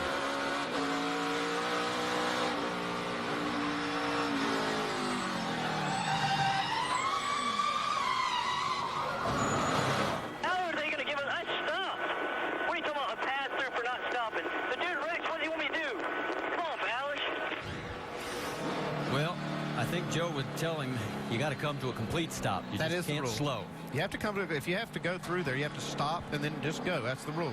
Yeah. What he's talking about, there was a car that had spun up in front in the inner loop. Now, see the 75 spinning? He's definitely, you know, you can see they're trying to avoid an accident. But right here, if Austin just stops and then puts it in gear and goes, he's right, but he didn't. He came almost to a stop, just slowed down. Like he came to first gear, but he did not come to a stop. So he will have to pay the price on the penalty, and you can see that right now the points are not going in the direction that he wanted. And don't forget, next week, another road course for this series up in Montreal. Also was doing a good job. He was moving up. He was actually working on that 81 to get that spot. I'm not sure he was, I think, just inside the top 15 or right at it. So. 14th. Yeah, working. He's doing a good job. All right, we've got 43 laps to go. You're outside the window being able to make this on one stop. So what do you want to do here, crew chief? I'm going to stay out if I'm up in the top 10. If you're outside the top 10? Well, I mean, you got guys back there there's 20 cars in the lead lap. And there's some cars back there towards that back half. I don't see any real challengers back there, but you'll see some of those guys make pit stops, maybe work on their car. And they won't really give up any track position because a lot of guys will come behind them. We have 14 cars either behind the wall or out of this race. And you mentioned the fact we only have 20 cars right now on the lead lap. And we're just working our second caution.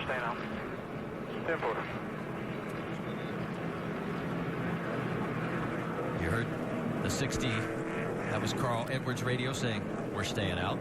So is everybody else. Of course, Austin Dillon is going to have to come in because of the spin.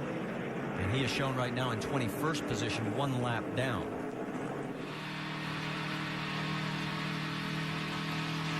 All right, let's go over the wall with Chuck Efaw, the rear tire changer for Casey Kane.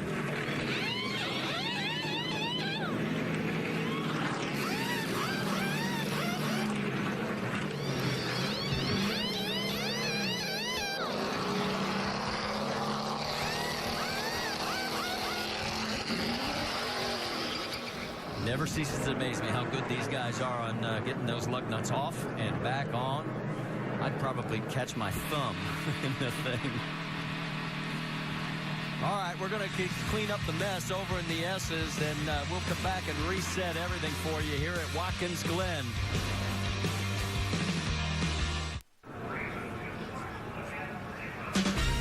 NFL action returns Monday on ESPN. Tony Romo and the Cowboys travel to Oakland to take on Carson Palmer and the Raiders, led by new head coach Dennis Allen. It's Cowboys and the Raiders, and it's Monday at 8 on ESPN. Back here at the NASCAR Nationwide Series Zippo 200 at the Glen. Let's dial up our in-race reporter, Carl Edwards. Hey, Carl, Dale Jarrett, you got us? I got you, Dale. How's it going? Oh, it's going great here. How about with you, man? It's a lot of work out here, man. These guys are fast. Running around as hard as I can. You guys are up there air-conditioned, probably sub sandwiches for free. But I'm having a good time. I just got to get this 22 car on this restart. So I think if we can get to the clean air, I think we're as faster than him. So hopefully we can do it. Well, that was what I was going to ask. You haven't seen him in a while there. You got a little behind after those green flag stops. But you think you got something for him? Yeah, I think so. I mean, I always think I got something, but you know, I hope we can go do it here. This restart will help us. I think our car is a little better than it was at the beginning of the race. I figured out a couple spots where I was slow, and you know, you never know what's going to happen on these restarts. So hopefully we get out here. I was wondering what you were doing. I wonder if you were going to come talk to me when I was out there by myself or not. Yeah, we were going to talk to you. How's it feel to be back in this Nationwide car? It's pretty cool. I truly can't say enough to thank Subway enough and Ford and everybody. It's really fun, and I've had a good time racing with these guys so far. We're about halfway. They just showed us the cross flag, so hopefully we'll go out here and get to mix it up and be able to put on a good show. Okay, well, I don't know if you got any of your Subway people listening and you're talking to them or anything, but tell them we like turkey subs up here in the booth. All right, I'll get Tony Pace on it right now. We'll get you some turkey subs. All right, have a good day. Thanks, man. Hey, Scott Graves, Andy Petrie in the booth. You still with us? Yeah, I'm here. Hey, Scott, we see it's like 41 laps to go. We're halfway, like Carl said. What is the strategy from here? When do you guys think you're going to make that last stop? Well, if I told you that, it wouldn't be any fun. You'll see us, you know, somewhere between 50, 55, something like that. That's probably what we're thinking. Yeah, that was a test. I just wanted to see if you'd fall for it. That was what we do to all the new crew chiefs up here. But no, we don't want you to give away your strategy, but what do you think about that 22 car? Do you think you guys have something for him? Yeah, definitely. I mean, we're just watching lap times. You know, we're kind of back and forth with them. We're matching them, and like Carl said, we just got to get out in front of them here on this restart and get some clear. Should be good. Well, what do you think about this first time? Is the pressure about what you thought it was going to be, and what do you anticipate to the end? Yeah, it's not bad. Road course racing is probably a good place to start. I think Bristol's the one I'm really worried about, but we're doing good here, and we're going to follow the plan, stick with our strategy for the rest of this race, and see what we can get here. Okay, man. Good luck the rest of the way. Thanks for talking to us, Scott. Well, one of the interesting notes is Roush Fenway has never won here in the Nationwide race. And we'll find out if maybe today changes that. Let's check in on the 2-car. How about it, Dave Burns? Leading in with Luke Lambert here, you guys were discussing the fact that maybe they should have pitted. We heard you discussing it as well. Why did you decide ultimately to stay out? Well, I mean, track position is really big here, and we actually ran our faster lap a few laps into the run, so we felt like that, you know, coming down pit road to put us at a risk of being behind some traffic that might have something happen in front of us. So figured like that was the safest call to stay out there and keep our track position. All right, it sounds like, by the way, they're over their struggles from earlier in the race, and he'll play the track position game. Well, and the top 9 have not pitted. The last pit stop, the earliest was Joey Logano on lap 19. The deepest was lap 23 for 7th place Ron Fellows. From 10th place on back, Casey Kane, who they all pitted here on lap number 40. So it's going to be interesting to see how this strategy begins to unfold as we get past the halfway point. It's Brad Keselowski, Carl Edwards, then Joey Logano, Sam Hornish Jr., Kyle Busch, and Ricky Stenhouse Jr. That's your top 6. And we're back to green.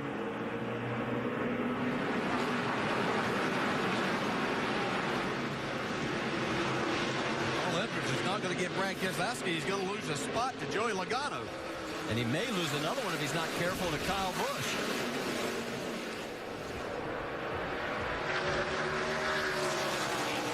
Oh, that's a dangerous pass right there. Oh, man, hold on. Oh, folks, you have no idea how fast they are going through there. And here comes Kyle taking a look down on the inside. They're 3 wide. They think better of it, but boy, Kyle manages to get it done. Yeah, that was a move right there. Woo, wow. Somebody had to blink, and it wasn't Kyle. There's Austin Dillon. He had to start at the back of the longest line as a result of his penalty for not stopping through the inner loop. He is back in that position to get the lucky dog. The call should come out now. He's the first car one lap down. He is in 21st position. You're right, Andy. And wow, he's getting a little aggressive. You just saw him light up the tires there heading into turn 6.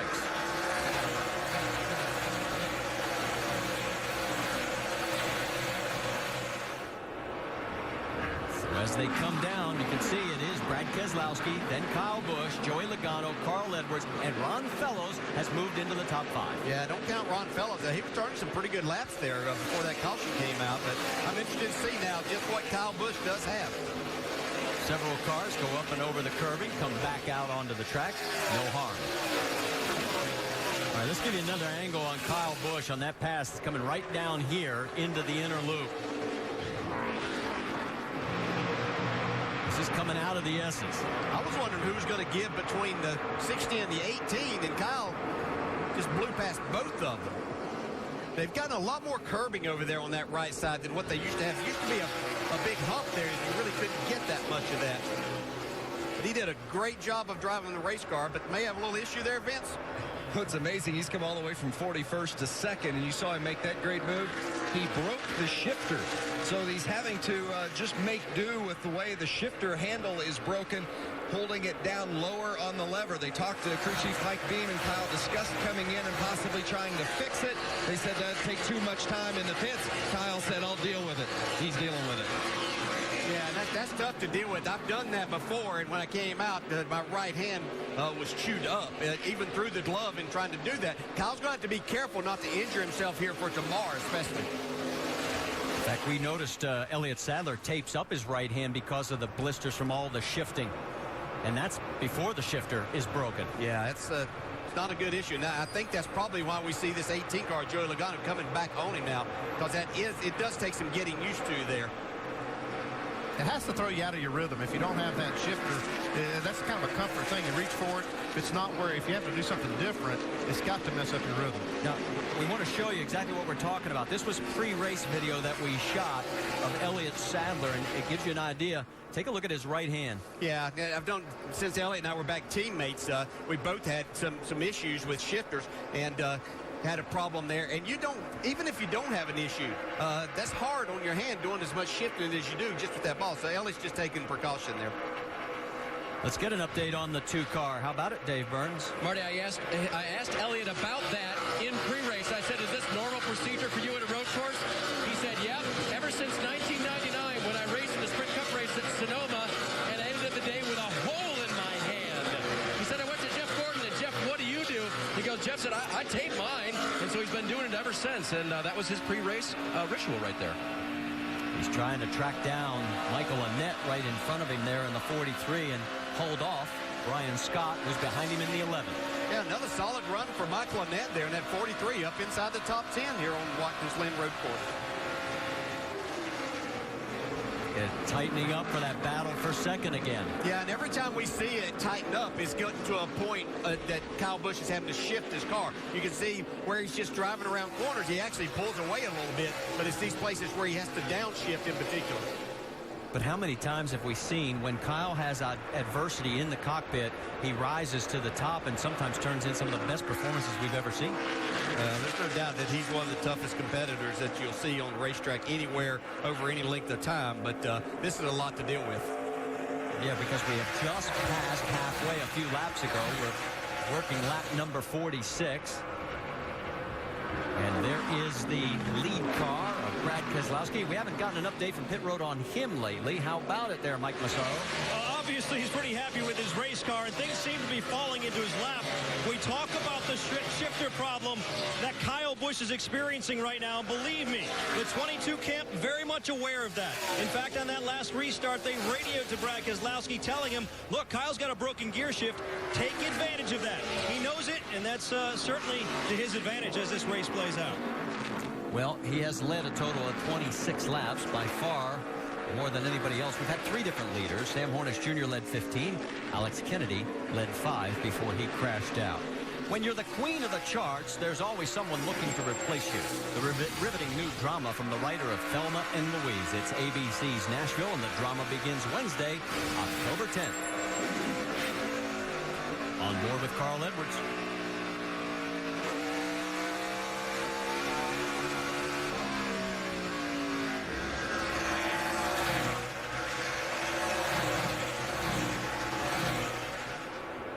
Does Joey have enough of a run to take a look on the inside going into one? Not this time. Yeah, you have a hard time outbreaking Kyle Busch in one of these corners. I think the only person I've ever seen is possibly Marcus Ambrose a few years ago up into the inner loop.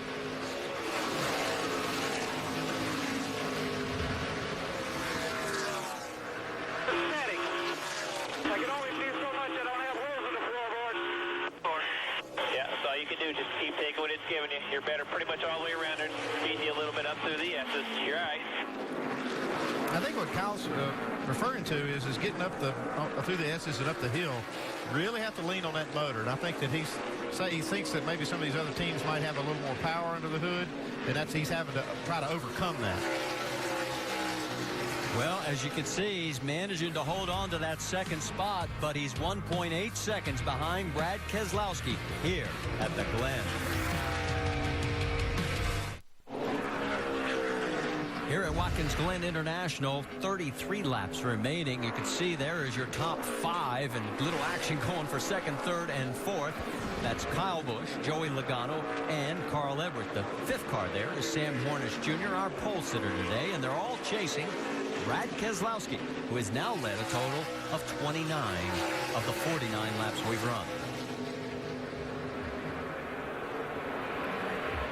Right now we're going way too fast. Previous lap was a 12:67, 13:20 out back. Almost 2 seconds behind you now. I have never heard that. I don't think I've ever had that problem. Yeah. I can't ever remember telling them that. The only time I've ever heard that is when, it's fuel conservation mode at the end of the race, not in the middle. That's what they're talking about. I mean, he doesn't need to run any faster than it takes to stay in the lead because they do have to make one more pit stop. You think? That's what they're telling me. I think they just don't want to look too bad. I believe that might be part of it. I mean, this 22 car's been awfully strong. There is Ron Fellows in the 5. Casey Kane right behind him. Now, Fellows was passed by Sam Hornish Jr., bumped him back to the 6th spot. The 43's on pit road. How about it, Mike? Michael Annett been pretty happy with his race car. It's been neutral. The one thing he's been asking for is some more grip. They're going to make an air pressure adjustment, trying to give him that, and a 4-tire change in the 43. The team now going to work on the right side of the car. Remember, opposite footwork here at Watkins Glen. They're away. Now, you notice that they cleaned the grill. I'll show you what happened to the 43. Doing a little agricultural racing. Yeah, you can't run long after you do this, though, because it'll plug that grill with grass. And it doesn't take long for it to start pushing water out. Well, with 32 laps remaining, that's about what the crew chiefs told us they would be able to go. He should be fine. He should be fine on that. I think that was a planned stop, even though they kind of came in to get that grill cleaned. I think it's going to work out good for him. He is the last car on the lead lap. Here comes a bunch of others, including our race leaders. The 22 is in. Mike. And the team goes to work right away. Jeremy Bullen's telling them, make sure you get it full. They're planning to go the distance from here. A 4-tire change, 2 cans of Sunoco race fuel on the 22. Dave? The 18 get through the carousel better. I'd be the fastest race car out here. They're going to make an adjustment for that. Doc. 4 tires, chassis adjustment. Got to get it completely full of Sunoco fuel. Final pit stop for the pole sitter. Hornish in the way. He will beat Logano off of pit road. Well, the guy you were watching, DJ, the 38 of Casey Kane on those stops. Yeah, he's just got fuel. Of course, they had come in on that previous caution, got 4 tires, so he didn't have to put tires on, just got fuel, and he's out in front of a lot of these guys that he was behind. Your race leader right now is the 54 of Kyle Busch. He stayed out. Carl Edwards right behind him, but it looks like Kyle may be coming in this time. Will Carl follow? I think he is. Down to 40 miles an hour on pit road. Let's check in with Vince. The 54 of Kyle Busch, he says it's not bad. He just needs a little bit on both ends. So they're going to make an air pressure adjustment on front and back, and also going down a half round on the track bar. It's a 4-tire change for Kyle Busch. The 60 of Carl Edwards, you see him in the background as well. Edwards making a 4-tire change. He says the car's pretty good, but they need to clean the grill. Elliott Sadler told his crew, I need a little bit of help turning right and getting off of the corners. They're making an air pressure and a track bar adjustment for Sadler. Again, one more time, filling that full of Sunoco fuel. So Fellows is back out. Kane is back out. You can see Kyle coming out as well with Carl Edwards right behind him there.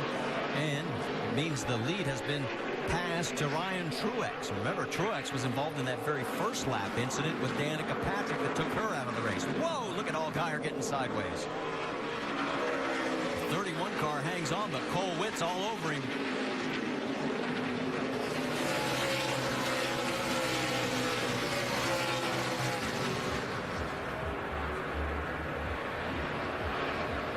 Allgaier takes a bit of a defensive move there. Yeah, he's got a little bit of block in there. You have to understand when you go to block what the possibilities could be from that result. And in certain spots of this track, the Armco is not comfortable to meet. Now remember, Justin Allgaier pitted back on lap 40. In fact, all the cars in the top 8 pitted on lap 40. Look at this as, boy, old Ryan Truex goes way wide, and Miguel Paludo manages to get around, as does the 33 of Paul Menard. Menard's a lap down. He's looking to try to drive his way back on the lead lap in case we should have a caution.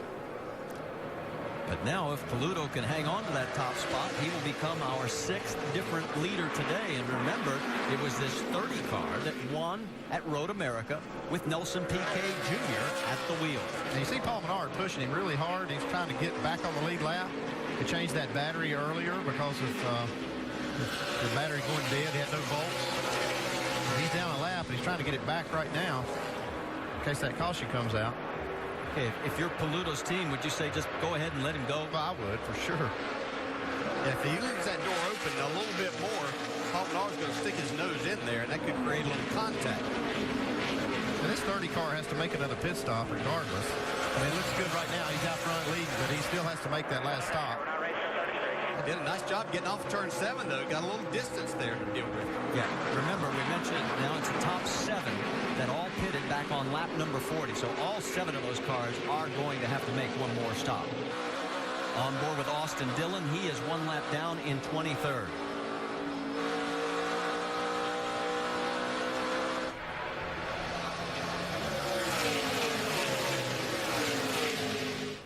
So as you take a look at all those cars zipping down the backstretch, the key battle to keep eyes on would be Casey Kane and Brad Keselowski. They're running 7th and 8th, and there they are.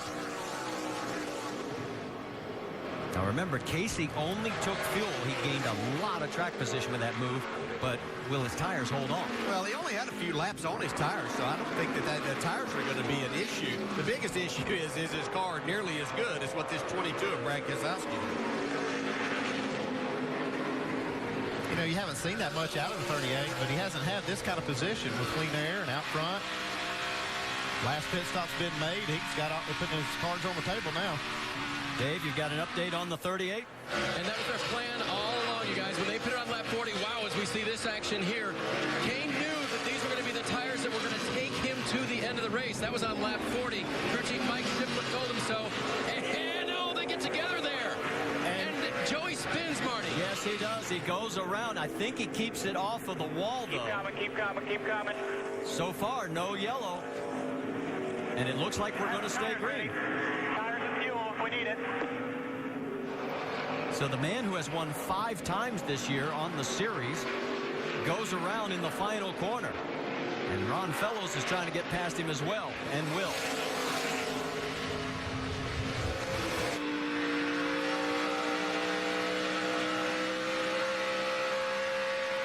All right, let's go back and show you what happened.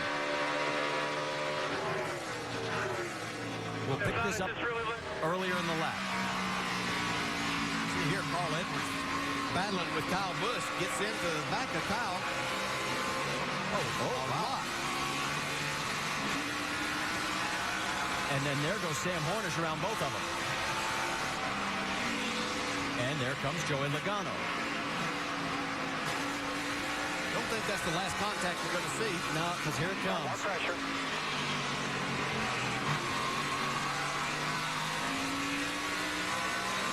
Clear, you're all clear. You know, I hate to tell you this, but there's 26 laps to go. Normally, we don't see this till about the last 5.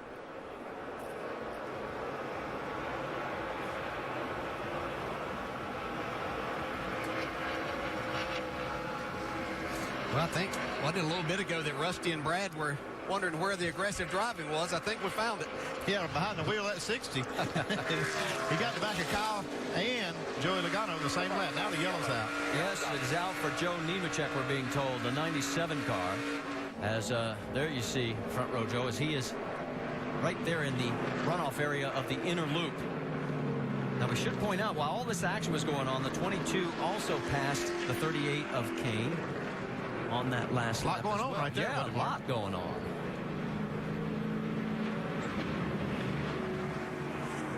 I don't know exactly what brought Joe's day to a standstill, but we'll try and find out. Miguel Paludo. Remember, we mentioned the fact that right now, those guys that are shown in the top 4 positions, Paludo, Allgaier, Clements, and Mike Wallace, all must make another stop. Yeah, this caution's not a break for those guys, but it was a break for Paul Menard, who was in that free pass position. You should get the lucky dog here. And actually, we're being told from NASCAR it's going to go to the 88. We'll have to double check that. Yeah, they were back there racing for that spot. I thought it was going to be Paul. We will wait to see what NASCAR says, because you're right. They were going after each other, Andy. Like I said, there was a lot going on that lap. Oh, that's why I was sort of surprised, because normally we don't see this much action until, you know, we get down to the home stretch run. But Trent Owens on the box. Yeah, they were kind of in that. I mean, they've made their last pit stop. You know, it's about getting every position, or a lot of them have, not everybody. Obviously, there's some cars right up there at the front have made those. So, but those cars there where we saw all of that action happening had made their last stop, and they were getting everything they could.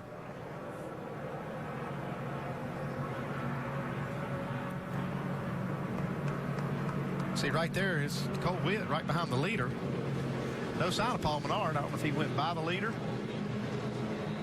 before the caution came out. He may have gotten back on the lead lap. All right. Here's what happened. Through all the action, Menard did manage to get around the race leader, so he was at the tail end of the lead lap, and so Cole Witt will be the beneficiary, and he will get the lucky dog, so it means both cars will be on the lead lap, and that will give us 22 cars on the lead lap. And the difference for Paul Menard in that scenario is that he can go around and he can start with the lead lap cars there. So he doesn't have, whereas Cole Witt, in being the free pass car, will have to start behind even the cars that are a lap down. Yeah, he gets to make up 2.5 miles or 2.45 miles, but he does not get to line up with the rest of the lead lap cars. Miguel Paludo in that number 30 car, the 29-year-old from Brazil, made his only nationwide start back at Road America, finished 29th. He's currently 11th in the Camping World Truck Series points. He finds himself now, after leading 4 laps, needing to make one more pit stop, and he'll have to surrender the lead, as will Justin Allgaier, Jeremy Clements, and Mike Wallace. That's your top 4. But they last stopped on lap number 40, and we still have 25 laps to go. Great view from high above. That shows you turn 6 and 7. And then the entrance to pit road is right there as you come under the bridge. And as you can see, Paludo is coming in, as is Allgaier, just as we expected. Let's send it down to Vince Welch. Well, he comes in to give up the lead, but they knew they had to make one final stop. He says the car's pretty good. He's losing some time out of the bus stop when the car is a little bit too snug. They should have fresher tires than the rest, though, as they go to the end. Mike? Justin Allgaier's crew chief Jimmy Elledge took a big swing at it on lap 40. They pulled the spring rubber from the left rear, trying to get the handling back in the hands of his driver. This time not as big an adjustment. They are going to work, though, on that right side of the car. Still work there on the 31, Dave. Joey Logano will get those spun tires off of the car. He has a brand new set that the team will have put on.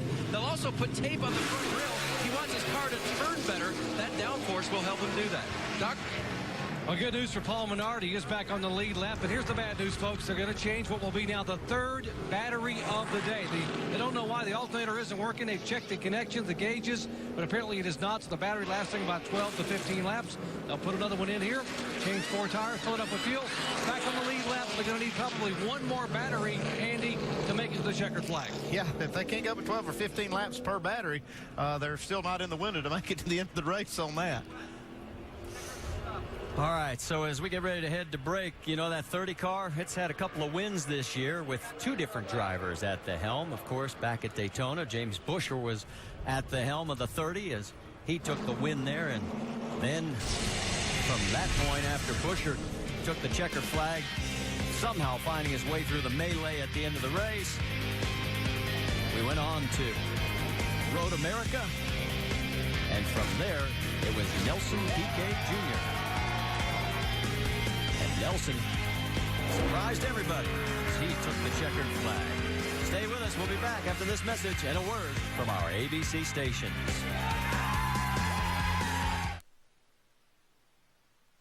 With Sprint Cup action, 8 races have been won by drivers starting outside the top 10. So nothing's guaranteed. You're going to have to tune in to find out. It's the NASCAR Sprint Cup Series at Watkins Glen tomorrow at noon on ESPN. Under our 3rd caution of the day, as we have 23 laps to go. Now let's go back one more time and show you what happened with the 60 of Carl Edwards, the 18 of Joey Logano. Well, Carl got crossed up with Kyle Busch and lost a little momentum. Thought that maybe the 18 knew that he was there as they entered turn 7, but I don't think Joey had any idea that he had a nose far enough up there. Now let's listen to Joey Logano's radio. And you can tell Carl to fight me, because I'll be back up there. Well, this is going to be exciting. Carl better hope I don't get back to it, because I'll stump him.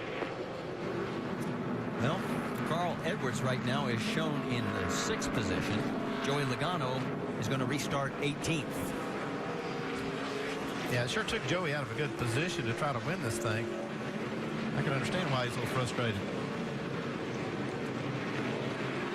I think more drivers come out of the road courses frustrated and mad than what you do even at Talladega and places like that.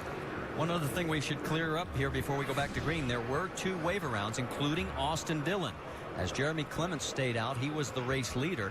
Also the 75, Kenny Hobble. So now we have a total of 22 cars on the lead lap, and the 3 is winning. And the car that's going to control this restart is Jeremy Clements in the 51. He's the leader. He did stay out. He has to make another pit stop where the rest of the leaders do not, but it's going to definitely change the way this restart is going to shape up. He is our 8th different leader. 9 lead changes. He has selected, like everyone else, driver's right, so we'll have that preferred inside line as they come through the final corner. He's in that 51.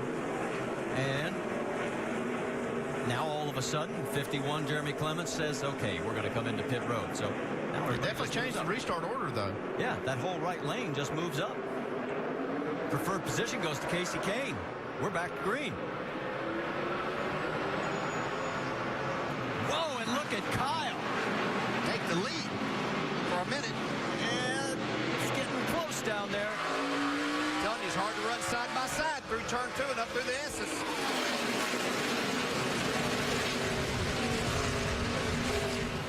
Somehow they did it. Boy, neither one lifted. And Brad Keselowski gets the better of it. Look at this, 3 wide going down. That's Carl Edwards on the inside. And he is going to get around both of them. Wow. Casey Kane, was he not the leader on that restart? Something happened to Casey because he has been shuffled back. Here comes Ricky Stenhouse Jr. up on him. And Casey wondered, what in the world just happened there? He had him coming from all sides. That was the thing. I'll tell you, the move that Kyle Busch made on the inside and then the move that Keselowski did to fend him off up through the S is incredible. Did you see that move right there by Ron Fellows on the 11 of Brian Scott? Fellows has got the bit between his teeth. Yeah, he's perfected that move, getting into that left-hander turn 6. He can really outbreak him getting in and pick up spots. Saw Elliott Sadler right behind him there as well in the 2 car. In fact, there's Elliott sticking his nose out trying to get underneath the 11. Can't get it. Ryan Truex behind Elliott.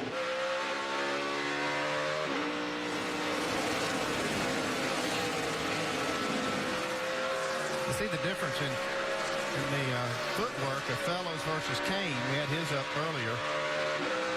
See, Ron Fellows has 1 foot on the clutch. Ron Fellows is wet to the traditional heel and toe that a lot of us learned how to race like before these transmissions came along. But you didn't have to utilize the clutch. So that's the way that I race, and I know a lot of others. Ricky Rudd was a teammate. He did that. He was an excellent road racer doing that. You can see Fellows. Doesn't bother him at all. We can tell you that the 3 of Austin Dillon did come down pit road to take fuel. He is back out, and he will stay on the lead lap. We saw this battle a while ago. Have a little contact between the 60 and 54. See what happens now as they battle for second. Carl's not close enough this time. Kyle's still doing a great job with the shifter broke inside that race car. Another guy's doing a great job is right behind those 2, Sam Hornish Jr., as he is right there in the 4th position. And if things hold up the way they are, Andy, he would move into 3rd in the points chase. Yeah, by the fact that the 3 car is struggling a little bit, he's able to move ahead of him right now as they run in points. We still have 20 laps to go, however, so a lot can happen. On board with Sam.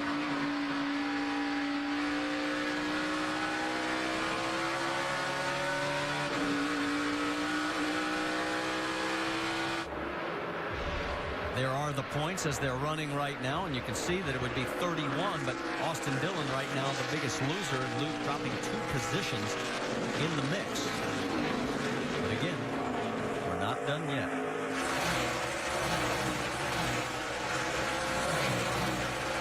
Boy, Keselowski's car has been good all day long.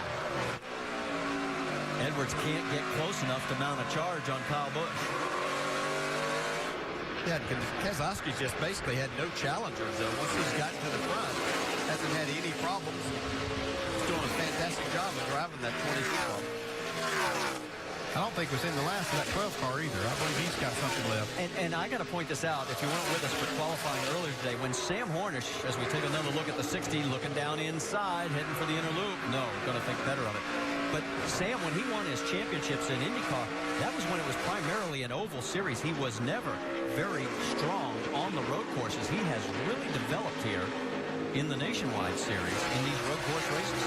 Yeah, if he'll hang out there for a minute, he might pick up 2 spots pretty easy. To get back to Kyle Busch. Doc, let's get an update on that 12. Yeah, you mentioned him in IndyCar. His best IndyCar road race finish was right here. He finished second to Scott Dixon in the Eyes on IndyCar Series. But right now, Sam, about a lap and a half ago, told the team, hey, I missed a shift in turn 3, so I hope it stays together. So he might have over-revved it. So he's trying to be very careful before he starts pushing the button with about 3 or 4 laps to go. All right, thanks for the update, Doc. Doesn't sound like it's hurt. Now, if it sounds good now, like I said, he's right there with these guys. I think he's got something left. Yeah, and just wonder if how much he might have punished the valve springs on that missed shift. That's the biggest thing, I think, on these. And could he go down a cylinder here before the end of this race? Well, here's the thing. There's nothing you can do about it. If he did, he did. And it's not like you could baby it, make it last longer. At this point, it's just go for it. We see Carl Edwards every single time he gets to turn 1 and to the inner loop. He's pulling out, trying to get outside of Kyle Busch's mirror sight, making him think that he's there to make the pass. Kyle's not falling for it, though. Yeah, and wasn't it Kyle on the radio a few laps ago saying we're not getting enough horsepower? It's pretty strong, doesn't it? Yeah, I heard him say that. And the horsepower part of this track is going up through the S's and up to the bus stop. He made a pass on 2 cars going up that hill. Well, you do. A couple of things can make it look like you've got a lot of power, though. That's staying in the gas up through the S's, which carries a lot of speed up there. And then he brakes so much later, just carries a lot of speed there. You're looking at Joey Logano. He's worked his way back into the 10th position right now. And you heard him on the radio. If he could get to the 60, he would let him know it. But don't know if he's going to get it unless we get another caution. We have 17 laps to go. And there you see, that's Paul Menard right behind him, and Menard is running the 11th. Let's get an update from pit road. How about it, Dave? And Marty, running very well right now, not complaining at all about the handling of the car, just trying to move forward. But I want to go back to one of the stories of this weekend, which has been relatively little practice for these guys, and how the teams have been able to pull it together and get these cars handling right for their drivers. We're having a great race. Part of the reason is because they've adjusted today, but they had very little time ahead to get these cars right for today. Well, this battle continues on the track for 10th position. And as you see, the top 3 there, 108 total wins among those 3. Brad Keselowski's the only one winless on a road course.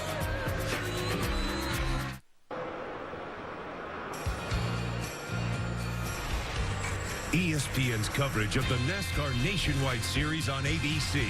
Brought to you by Geico. 15 minutes could save you 15% or more on car insurance. Visit geico.com for a free rate quote. Finger Lakes region. Boy, it's so beautiful here. If you ever get a chance to come here in the summertime, great vacation area. That's Seneca Lake off into the distance.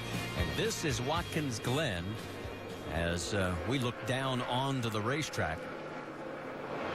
And notice the 60 has gotten around, and here comes the 12 of Sam Hornish to get around Kyle Busch as well. Whoa! Kyle hangs on, and he's still got position. How did he do that? I don't know. And he's going to lean on Sam here. What, drag race down to turn 1. Nobody outbreaks Kyle, right? We'll see. I don't think so. Well, Sam was trying to, but didn't make it happen. He's not tucking him behind. Now he does. Some great action here between those two. It's allowed Carl Edwards to pull away from both of them. Yeah, Carl was able to make the pass last time up through the inner loop on Kyle Busch finally. He's been trying probably for 6 or 8 laps. There you can see the gap from Carl back to Kyle. And the caution is out. And that is Cole Witt. So Cole, who had a good run going, he was on the lead lap, running in about, I think, 19th at the time. Was 16th, correct?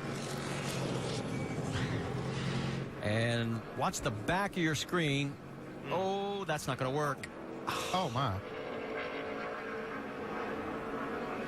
He almost had enough room right there, didn't he?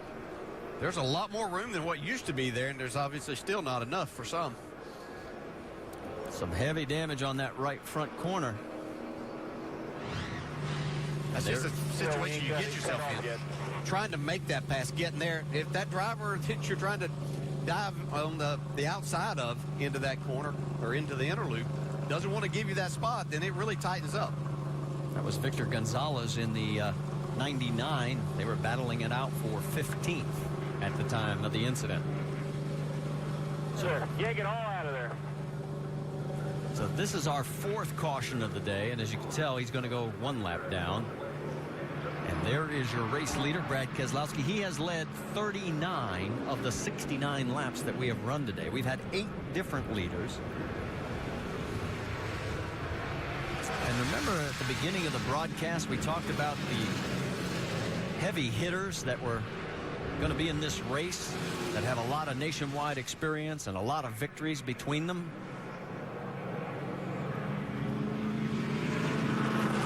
Well, if you look at the top 10, a lot of those guys are in that mix right now. A couple of former champions right up front. And here they are. Look at the wins that these guys have in 3rd, 2nd, 1st, 9th, 5th. Yeah, like I said, it's going to be hard for these nationwide regulars to beat these heavy hitters today.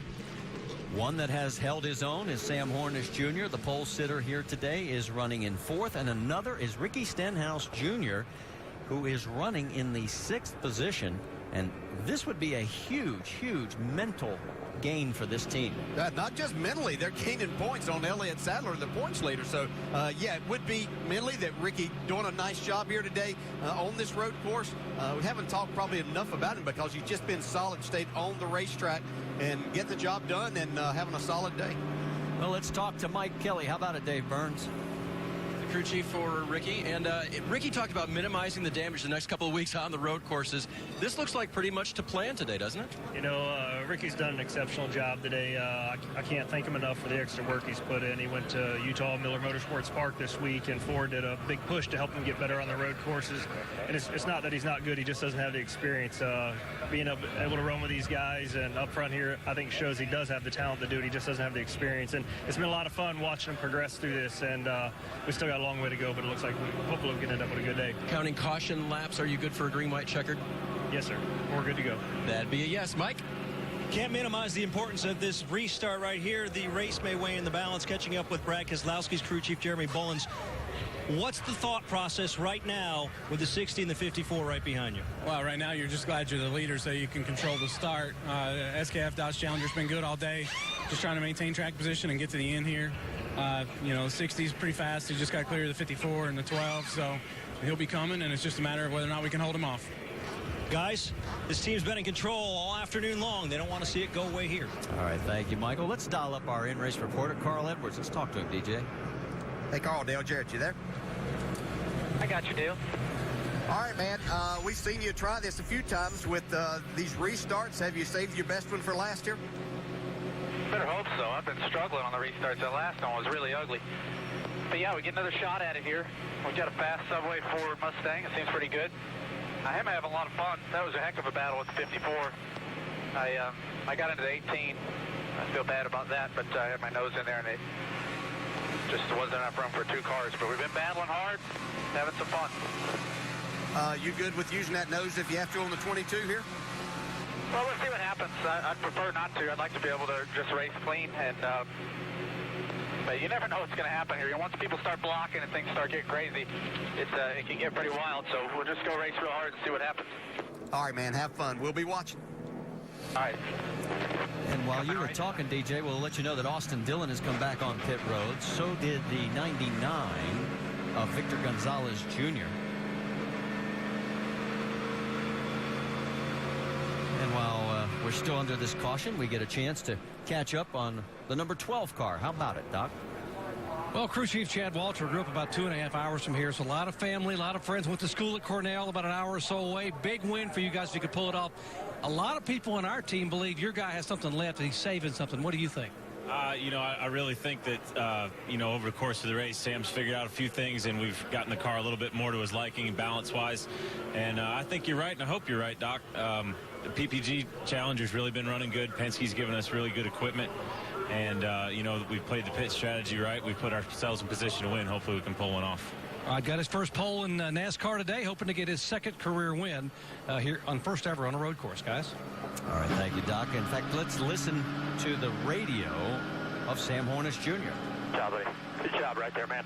I went and explained the deal to the 54, told him it was my fault. We'll talk about it after the race. He's all good with it. I couldn't get turned there. You didn't do anything wrong. I knew he was still out there, but for some street, so I decided to shift to fourth, and then I had 2 gears to downshift, couldn't turn, and I had a mess going on going into there. If I'd have done it right, I'd have had him. Well, and while we've got a chance, since it's dealing with the 54, Vince, I think you've caught up with Mike Beam. With Mike Beam, crew chief on the 54. You guys have fought through some issues this weekend. How's the car right now as you sit third? It's okay. I mean, you know, we've had so many issues. You know, it's just crazy. You know, the shifter balls broke off, you know, probably 20 laps ago. Kyle's doing a great job. You know, he's just sticking with it, and now the throttle's sticking. So, you know, it's we've had so many issues, you know, just losing that engine yesterday and then having a problem there qualifying and starting in the rear. But everybody's done a good job, you know, on this Monster Energy Toyota. So we'll see what we got. You know, proud of everyone. You know, Kyle, he's hanging tough, of course, and it's going to be exciting. Enough fuel for green-white checkered? Yeah, we're good for one, you know, but the way our year's going, probably not, but I'd like to think so. All right, thanks, Vince. Kyle is restarting in the same position on the track he did last time when he went 3 wide into turn 1. So we'll wait and see what happens there. Yeah, it looked like the throttle hung then. I didn't realize that might have been what the problem was. All right, most consecutive seasons with a Nationwide Series win. Kyle Busch is still winless in 11 starts this season. He needs 1 to tie Mark Martin. He owns just about every other record in the series, but not this one. All right, we've got enough time here as this caution continues. Let's check in with Nicole Briscoe in the pit studio. What have you guys noticed? Well, thanks, guys. A lot of good impressions about Brad Keselowski, and I know that that's somebody that you're looking at for tomorrow because of his performance in today's race. Yeah, Nicole, I'm really impressed with Brad Keselowski today. I mean, he's just driving so good, so smooth, and I'm watching everything he's doing, his downshifts, the lines he's making around the racetrack. And for that, I've changed my decision for tomorrow's pick, and it's going to be Brad Keselowski to win this Cup race. Really impressed what he's doing. Yeah, he's been strong all weekend long. He was strong in practice yesterday in the Cup car. Comes out, qualifies very well. I think you're right. He could be formidable tomorrow. But I'm really keeping an eye on Ron Fellows right now. He's kind of making his way back up through the back of the field. Got to 7th. I think if we get a good restart here and he can get a couple of cars, he can get himself in the mix of this thing. Sam Hornish Jr. obviously running up front in terms of the points. We thought that this would be an opportunity race. Do you think that there's been anyone that's really taken advantage? Well, I was, you know, thinking that Elliott Sadler would really be able to take advantage of the day, but it looks like Sam Hornish is going to be the big gainer if we finish up the way it is right now. He has really put himself in position to get a good top 2, top 3, top 4 finish, and then he gains a lot of points. Now, Brad, I think we really need to talk about Ricky Stenhouse, too. You talk about who's really showing us something, Nicole. Stenhouse has done a good job. I believe that testing he did has definitely helped this young man. So Stenhouse currently running in 6th, Sam Hornish Jr. in 4th. Before we toss things back upstairs, Joey Logano said, if I get to the back of Carl Edwards, I'm going to wreck him. I'm going to spin him. He's only got 11 more laps. Do you think he's going to get there? Well, he might get there, but I will tell you, at this particular point in the race right now, the tension's really getting high, and the brakes on these cars are real low. I look for a lot of action down into turn 1 and down into the inner loop, Brad. I think there's going to be some wrecking going on. These guys are about out of patience, and they're about out of time right now. 10 laps to go. Let's throw that green flag, pull them belts tight, get your popcorn, hang on. There won't be any excitement in these last 10, Marty. All right, thank you, Nicole. We should tell you that Kyle Kelly, the number 59, got the free pass. He's the 22nd and last car on the lead lap. 16 cars are out of this race. Let's quickly check in with Dave Burns. In 5th position runs Casey Kane. Mike Shiplett made the call earlier to get him some track position, taking no tires when you put it on lap 51. What can he do with this bunch at the restart, Mike? Well, the Great Cliff Chevy just needs to get a good restart and try to get out front here the best we can. And that's the name of the game, and stay out front, too. Marty? Did not get a good restart the last time. I think things got a little confusing on that with Casey jumping up there after Jeremy Clemenson pitted, and so it's kind of all happening in a hurry, but he did not. He needs to get up on the wheel and get it done, which he's very capable of. I'm not sure that either one of them knew who was supposed to control the restart. Keselowski was second. All of a sudden he was first. And here comes the 38 moving up on the inside. No doubt this time it is Brad Keselowski, Carl Edwards, Kyle Busch, Sam Hornish Jr., Casey Kane, and Ricky Stenhouse Jr. That is your top 6 as they come down the front straightaway, and we're back to green.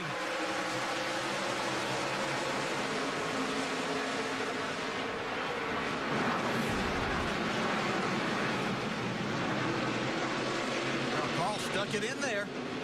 Boy, and look at Stenhouse trying so hard on the outside. Look at Carl Edwards. He's going to try to take the lead up through it. He does. And he does.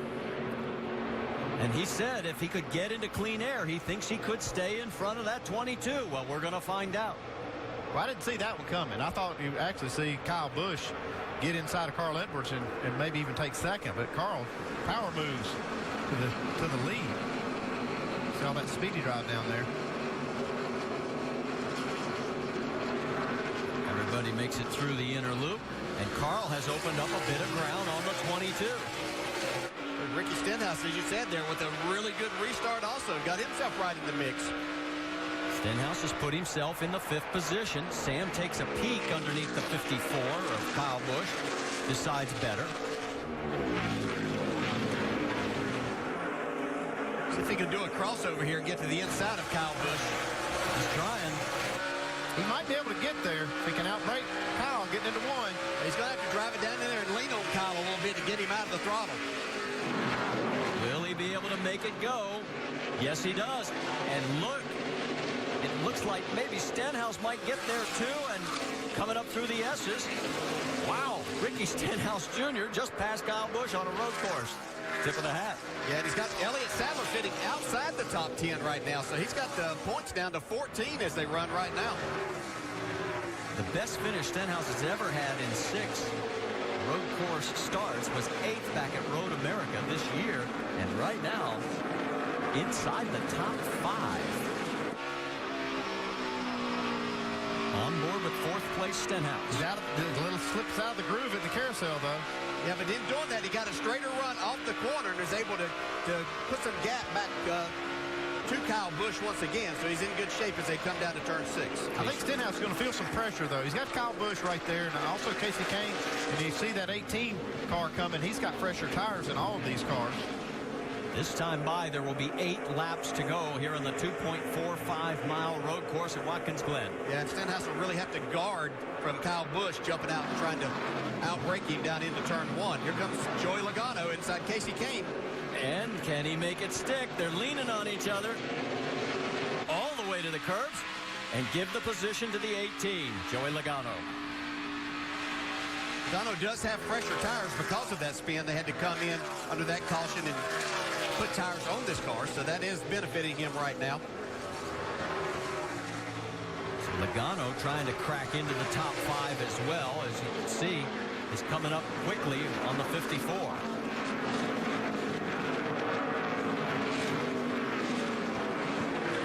Kyle is still trying to put the pressure on the 6 of Ricky Stenhouse Jr., trying to force the young man into a mistake. You hear the 6 car get up on the rev limiter. Left it just a split second too long in that lower gear. I don't like that being in that position to play defense at a road course in the closing stages. That's almost the worst possible position to be in. Yeah, almost a recipe for disaster. Especially for a young driver, just kind of honing his skills. Made a good run off of turn 7 there to get a little distance, though. Joey's taking another look, this time inside Kyle Busch. Breaks deep into the corner. Here we go again. Yeah, and you can see that this shifter deal is really affecting Kyle getting into these hard braking areas where he's having to downshift also. Well, his right hand has got to be just plain sore. I'll guarantee you it is. Just have to see how much it may affect him for tomorrow's race. I'm sure that he'll be able to make it through, but done a great job. Well, you can see that Joey Logano has now opened up some ground on Kyle Busch. Let's check in with Dave Burns on that 18. You mentioned the fresher tires. Here was crew chief Adam Stevens before the restart. Zippo, you got a lot newer tires than these guys. You're going to be able to do things that they can't here coming up. And they're racing hard in front of you. Kyle's dropping back, and he's in desperation mode. So we're going to get quite a few more spots here. I wouldn't put this one past you, Joe. How about that? Another caution to pull things together here, maybe for the 18 today? Well, as we go back up front, as you finish up, Brad Keselowski, just a slight tap, and Edwards goes all the way to the wall, and we got a drag race down to 1. Well, if you're going to draw it up and say this is how you make a pass for the lead, right there it is. And give the spot back to the 22 of Keselowski, and here comes the cross-under move. Up through the S's. Boy, Carl made it work. And he's back in front. Wow, that's a nice move. I was impressed with what Keselowski did. Set him up in turn 7 of being to the outside, diving to the inside. Whoa, and the 3-car, Austin Dillon has blown a right front tire. Yeah, this might be that caution that 18 car was looking for. Oh, yeah, there's debris everywhere. Oh, and another. Yeah, they're going to fix the fender. Definitely have a caution. Caution's out for debris. And Caution's out. We will get this time. We will get this time. He's got so far to go to get back to pit road. Yeah, look how violent that is right now. He was running, had gotten back to the 16th position. Remember, he was a lap down earlier in the race. Let's go back and show you exactly what happened with this fender issue that ended up creating this tire going down. And they usually don't happen by themselves, so let's see if a lot of contact there. Come on, you're all right. You're all right, keep going. Get clear up, go on through there. And then, watch the right. Tire blew out, just hold it straight here, hold it straight. And if that happens one corner sooner, he ducks into pit road. But instead, he's got to nurse it all the way around the racetrack. Yeah, he just misjudged it, looked like on the brakes with the 43. Got into the back of him just at on that corner. And look what this is going to do to the points as they run right now with just 5 laps to go. Austin's going to lose 2 spots. And this will be the second race in a row that he will not finish on the lead lap. And remember, going into Iowa, he was the only car to finish every single lap of every race so far this year. We talked about coming into these road course races, how it was a kind of a survival mode for the points leader. It's like Dillon is not going to survive the way he wanted to. We're hearing now that maybe the 18 of Joey Logano has an issue. Dave Burns. Marty, as soon as he passed for 5th, he said he started hearing the pings of drop valve or something like that in his motor. The crew checked with him. Did you miss a shift anywhere? Joey claims no. And this is one of those situations where he got the caution he needed. He'll get the track position he wants. I don't think he's going to have the motor to make it to the end. Andy, you said earlier, once these things start, they don't generally fix themselves. No, they don't, Dave, and that's too bad because Joey had done a good job. He got dumped, really, by Carl Edwards, and then went in, made a pit stop, got tires, drove his way back up into the top 5. But he's not going to be able to take advantage of it. Well, we may be down to 3 laps by the time they get this all cleaned up. Let's check in on our race leader, Carl Edwards. What have you got, Vince Welch? With his crew chief, Scott Graves. First time as a crew chief, and your guys doing a pretty good job for you. You've done all the hard work at this point. Anything left for you to do, or is it all up to him? No, at this point, we're just sitting here watching, enjoying the show. He had a great restart. We were all talking about it. We've never seen anybody go around the outside like that on a restart here, so he's really driving hard, doing a great job for us. Any complaints about the car at this point? No, he was a little tight earlier in the race, but we've worked on that, got a little bit better, and right now it's just it's what he's got, and he's good with it. Thanks, Scott. Marty? Scott could be a first-time winner in his first race. Could be. No wonder he's smiling. All right, let's go back and show you that last restart that everybody was talking about there.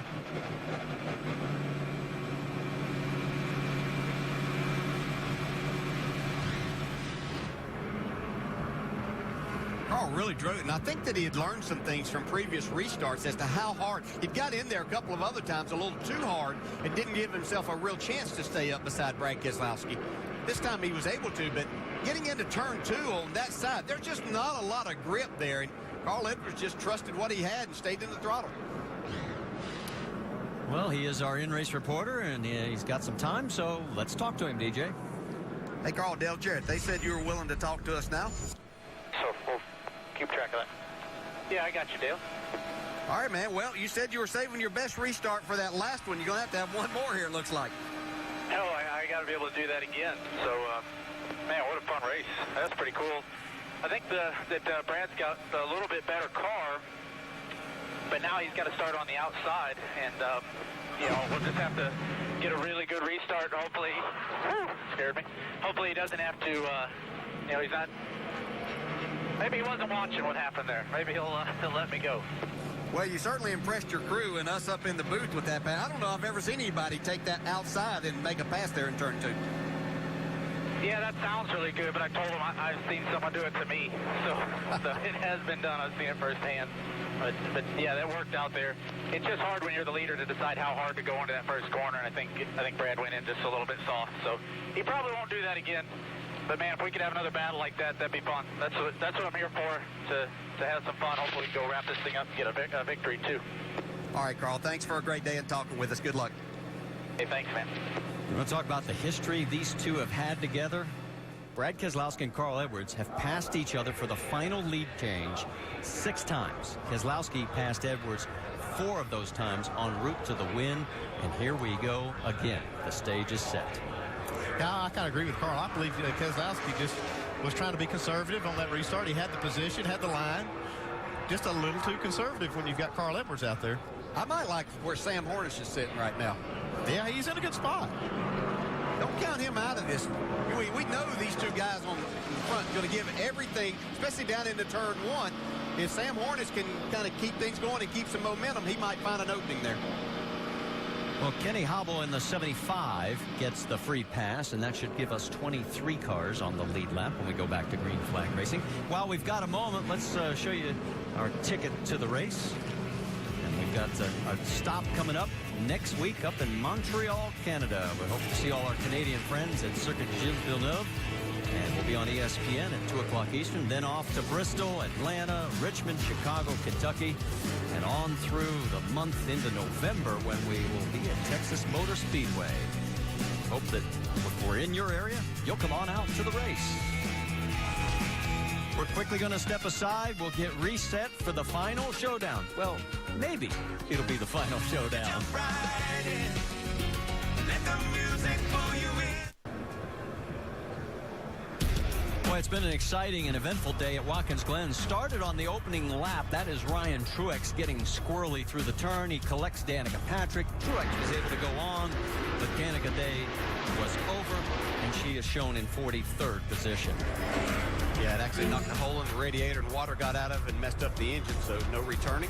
Kyle Busch went to the rear of the field, started 41st, and has worked his way throughout the course of this race into contention, then broke the shifter, and it seems to be rearing its ugly head. And boy, Austin Dillon has had an eventful day. He had to avoid this spinning car, did not stop going through the chicane there, and then he was penalized. Then he had the tire issue here after some contact, and he has lost a lot of points.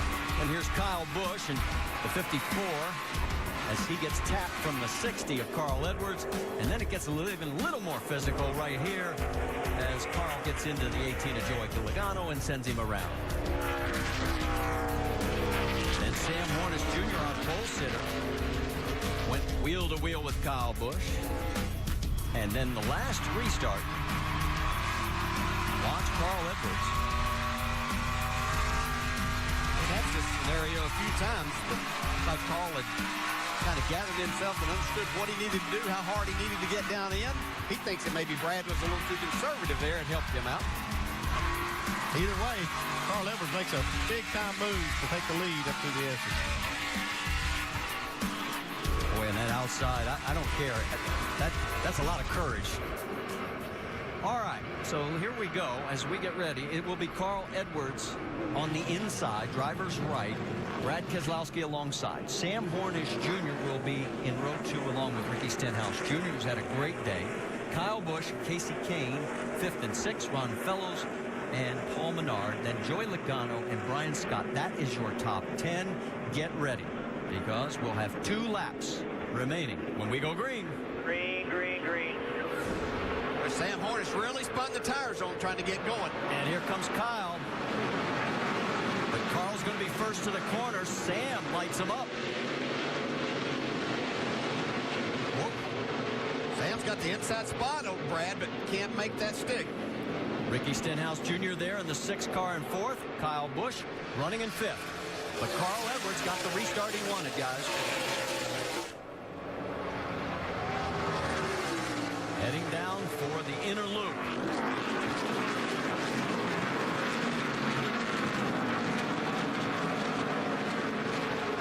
Brad's able to close a little bit of that gap. Sam Hornish Jr. doing a fine job. He's maintaining that third position. Stenhouse also right there in fourth.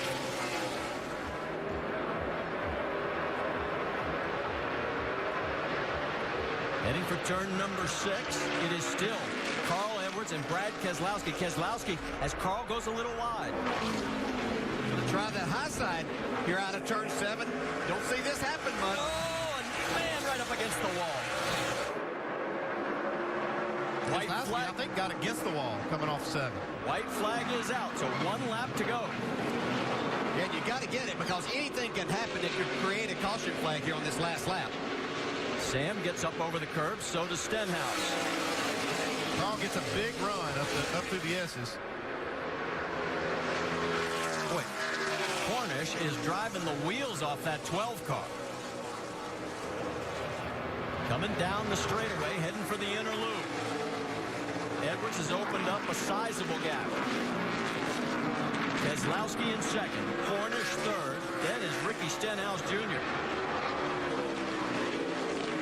Hornish all over the 22. Remember, these guys are teammates. Yeah, does he dare put the bumper to that 22, try to pick up another spot. Heading for turn 6, there's only 2 corners left. Carl Edwards makes the corner easily. And boy, what a welcome back to the NASCAR Nationwide Series. The former champion is going to win here at Watkins Glen. Great job, guys. Yeah, awesome job, Carl Edwards. Awesome job. His 38th career win. His first win at Watkins Glen in the NASCAR Nationwide Series, and the first for Roush Fenway in the Nationwide Series at the Glen.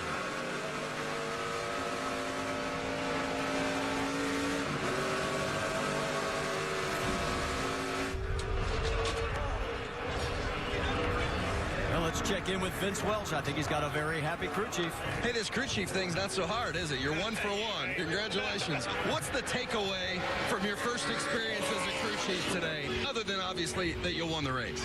Yeah, I mean, it's unbelievable. It's unbelievable to be in this spot, to have this opportunity. I got to thank Jack Roush, Robbie Reiser. I mean, they all gave me the chance to do this. They believed in me to do it, and I'm glad I could come through for him today. It's amazing. Congratulations. Thank you. Scott Graves, the winner in his very first role as a crew chief.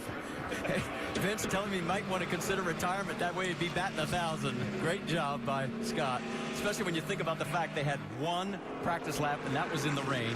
Came out, did 4 laps of qualifying, and then ran this race. But you know what he did have?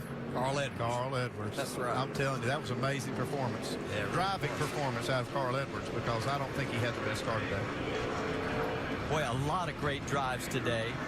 We mentioned, you know, the veterans in this field, like Carl, like Brad Keselowski, but how about Sam Hornish Jr. in third, Ricky Stenhouse Jr. in fourth? Just tremendous runs by both those young men. Yeah, and even back a little further, Justin Allgaier, who had to make a later pit stop, got tired, drove his way back to ninth, and Brian Scott in the 10th spot for a good solid run. We haven't seen this for a while.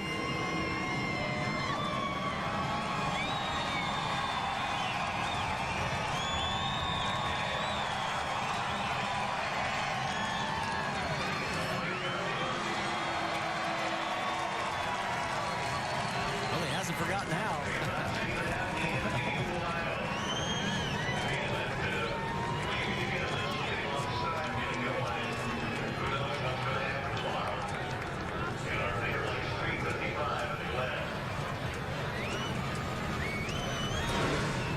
So as Carl gets back in the car, I was wondering if he was going to go up into the stands, but it looks like he's going to head for victory lane to celebrate with his winning crew chief, Scott Graves, and the rest of the team. Let's take a look at the unofficial results, and you can see behind Edwards, Keselowski, Hornish, Stenhouse, and Fellows, Kyle Busch, Casey King, Paul Menard, Justin Allgaier, and Brian Scott. And let's check in with Brad Keselowski. How about it, Mike Massaro? A solid run. That's the way you described it as he got out of the car. Second place, but I know you wanted so much more. It looked like it came down to those final restarts. What happened there? Yeah, it's just good hard racing. Nothing wrong with that. And restarts are your best chances to make a pass. We definitely had one of the best cars today, if not the best. And I'm proud of everybody on the Discount Tire SKF team for that. It's a lot of fun when you have fast cars. So learned a lot. Just a great day. Kind of feel like I gave away a little bit of win, but I'm banking up nice guy points on that. When the chase comes, look out. You can put those nice guy points in the bank, Dave.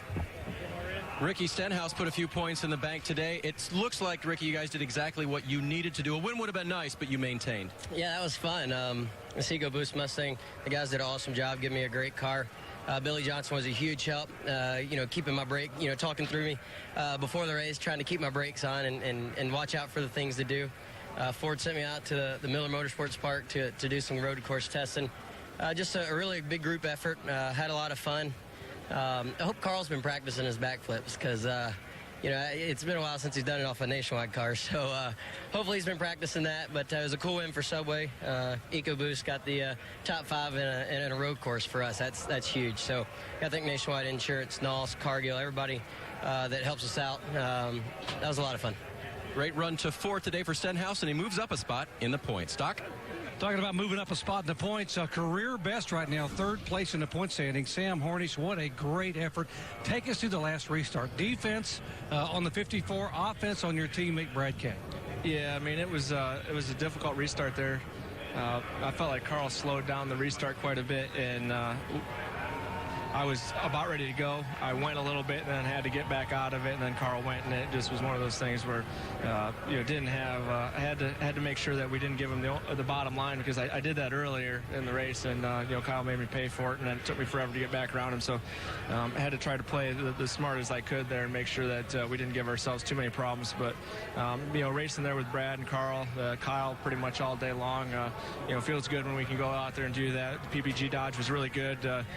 Really thankful with what the guys at the Penske shop do, what they give us for cars, and really the engine shop today, because I actually had a little bit of a brain fart and made a mistake on one of the shifts, and I didn't know if the engine was going to make it all day long, but just the hats off to those guys and what they do, and just really thankful for Nationwide Insurance for giving us this opportunity, and wish we still had the Dash for Cash going on. It'd been nice to get another $100,000. Good run for Sam. Mike? Catching up with Ron Fellows, who, with some maneuvering on the last lap, cracked the top 5. Another strong effort for you here at Watkins Glen. How would you assess it? Yeah, thanks, Mike. First, got to thank Canadian Tire, AER, Hawk Performance, all the guys at JR Motorsports for this Chevy here today. We've made some ground on the last couple of cautions. I didn't think they were going to help us, but in the end, we managed to bag a couple of spots. I got going through 2 in the last lap there on that restart was 3 wide in the middle, and just we managed to squeeze through, and that was kind of the difference. And then got Kyle at the start finish. So a good solid top 5, but not what we wanted in the end. But hey, we had fun. 5 car finishes 5th, guys. All right, thank you very much, Mike. Let's head for Victory Lane, because the celebration is about to officially begin.